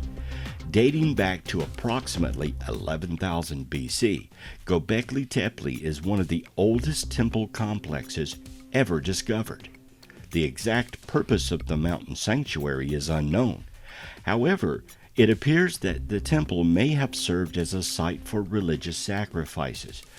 The walls and pillars of the temple were decorated with finely carved animal gods and mythical creatures, perhaps in an effort to portray the many different creations of the cosmos. Amidst these other carvings are 3 handbags.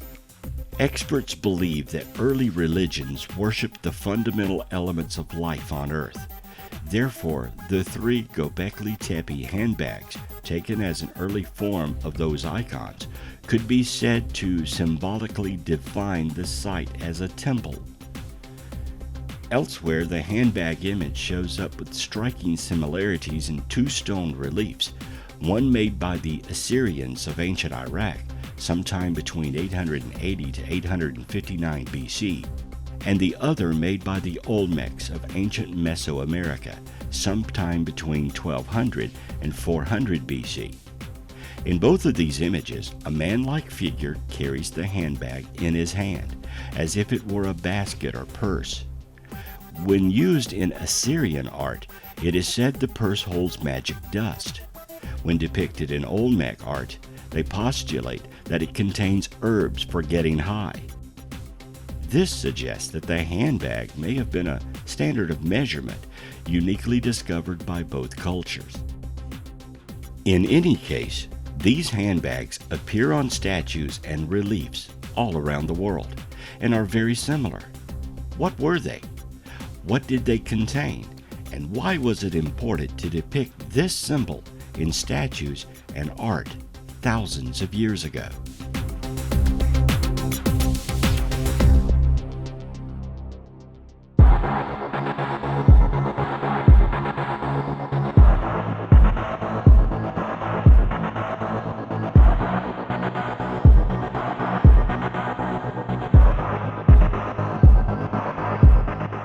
The Stone of the South at Baalbek, Lebanon, is the largest worked monolith on Earth, weighing in at a staggering 1,242 tons. It is even heavier than the Stone of the Pregnant Woman, which weighs an estimated 1,000 tons, that sits on the other side of the road in the quarry. Neither of these stones made it to the main temple of Jupiter, some 900 meters to the northeast, but some 400-ton and 800-ton stones did make their way to the temple, were raised 20 feet in the air, and were placed with machine-like precision onto the foundations of this mighty ancient complex. Janine Abdel Messiah and her team uncovered a further monolith that sits virtually underneath the Stone of the Pregnant Woman. Until recently, it was buried under a few feet of dirt and has been measured at 19.6 meters long, 6 meters wide, and 5.5 meters thick. Because they've not yet reached the bottom of the rock to completely clear it, they have no idea of the volume or complete dimension of this ancient stone. The outline of it can be seen and shows a kind of precision we find in ancient Peru and Egypt. The discovery of this new monolith just adds another level of mystery to the situation, as it sits virtually under the Stone of the Pregnant Woman and would have had to have been lifted out after this other 1,000-ton block was moved. Could Baalbek have been constructed by giants? It certainly appears to have been built by giants when trying to work out how some of these stones could have been moved into place. The western wall of the Temple of Jupiter contains some of these immense blocks that make up the triathlon, at least 20 feet above ground level. So how could they have got them from the quarry to the main site, then placed them so accurately? The stones of Baalbek are one of the enduring mysteries of the ages, and it does seem like some special occult power was employed to quarry, lift, and transport these immense blocks. Why they decided to use stones of this size has baffled researchers for generations. It would have been much easier to use smaller blocks and put them together at the site. Perhaps if they were giants, then these stones were not as large to them as they are to us. We may never know how Baalbek was constructed. One thing we do know is that we cannot duplicate this endeavor.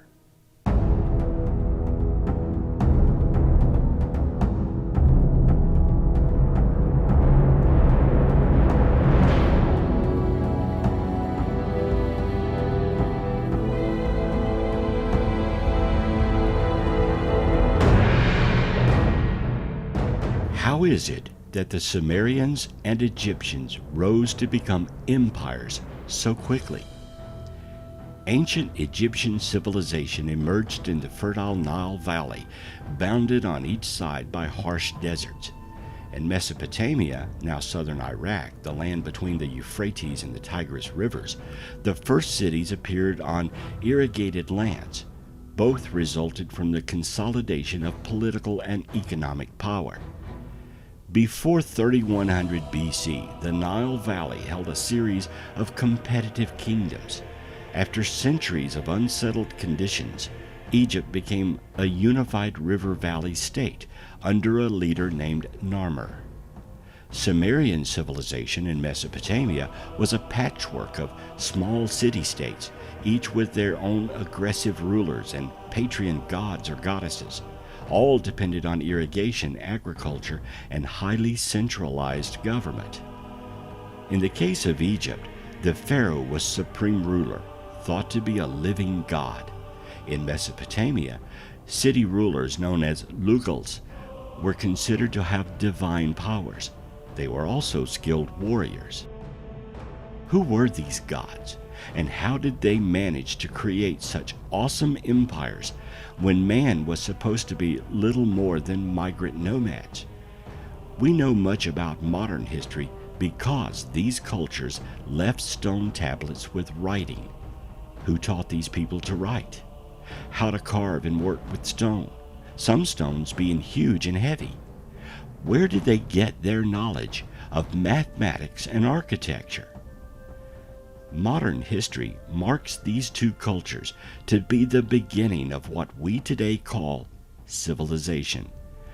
Though there is now emerging more evidence man may have been civilized long ago. The gods who ruled and taught mankind apparently were technologically advanced. Could they have been aliens? Or is our history so fragmented we have no idea how technology really began?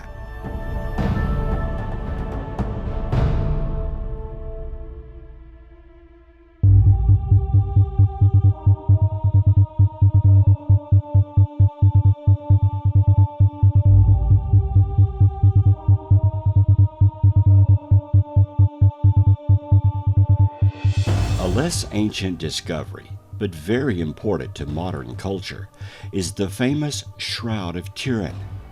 The shroud is said to be an ancient cloth that covered the body of Jesus Christ when he ascended from his tomb. The power of his ascension caused an image of his body on the cloth. Determining if the shroud is authentic means following its timeline from the tomb to Italy, where it is now. The history of the shroud from the 15th century is well recorded. It's the time backward from then to the death of Jesus that is in question. It is said the shroud was taken to Turkey to heal a king, then made its way to Italy. Connecting these dots of where it was is part of history. The other part is how an image came to be on the shroud. Tests have shown it is not a painting or contains pigments of an impression. Pollens from the cloth seem to tell its origin is indeed from the correct area Jesus was buried.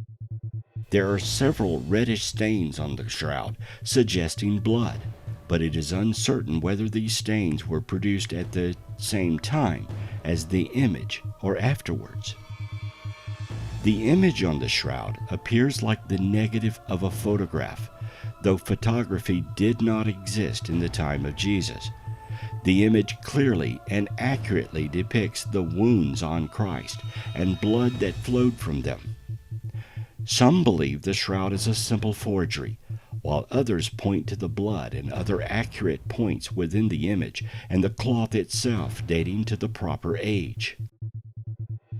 In 1976, Pete Schumacher, John Jackson, and Eric Jumpner analyzed a photograph of the shroud image using a VP8 image analyzer, which was developed for NASA to create brightness maps of the moon.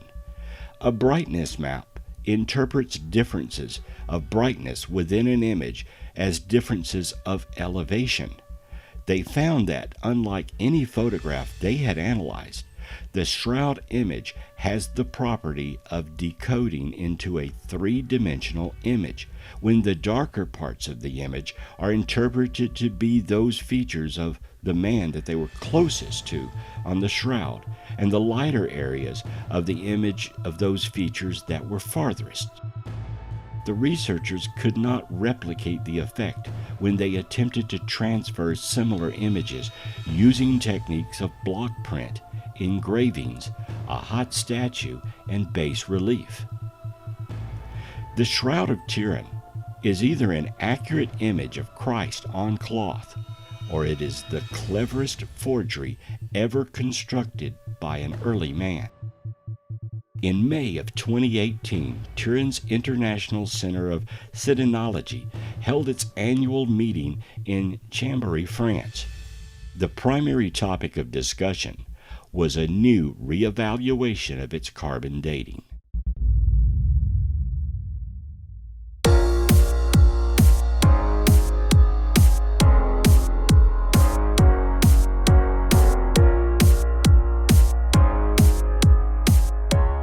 Lost civilizations, out-of-place artifacts, mysterious walls and monuments. Mankind loves a good mystery. but these items are also important from a historical point of view. Our history is fragmented, and much of it has been lost. We believe in a linear existence from one point in time to another. But perhaps history is not a straight line, but rather comes and goes in a curved manner of life on Earth.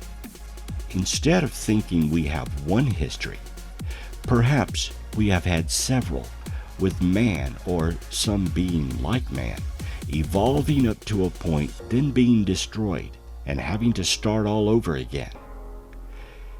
Is it possible that there have been several civilizations on Earth in its 4.5 billion years of existence? If artifacts and obvious machine technology found in ancient ruins are to be believed, then somewhere back in time there may have been other timelines and other civilizations before us. If so, which one are we? 4.5 billion years is plenty of time for several civilizations to have emerged, even advanced societies. Some say there have been at least 5 civilizations on Earth. Perhaps, rather than looking for aliens outside of our planet to explain these mysteries, we should be looking more towards ourselves and dig deeper to find who we were in epochs long forgotten.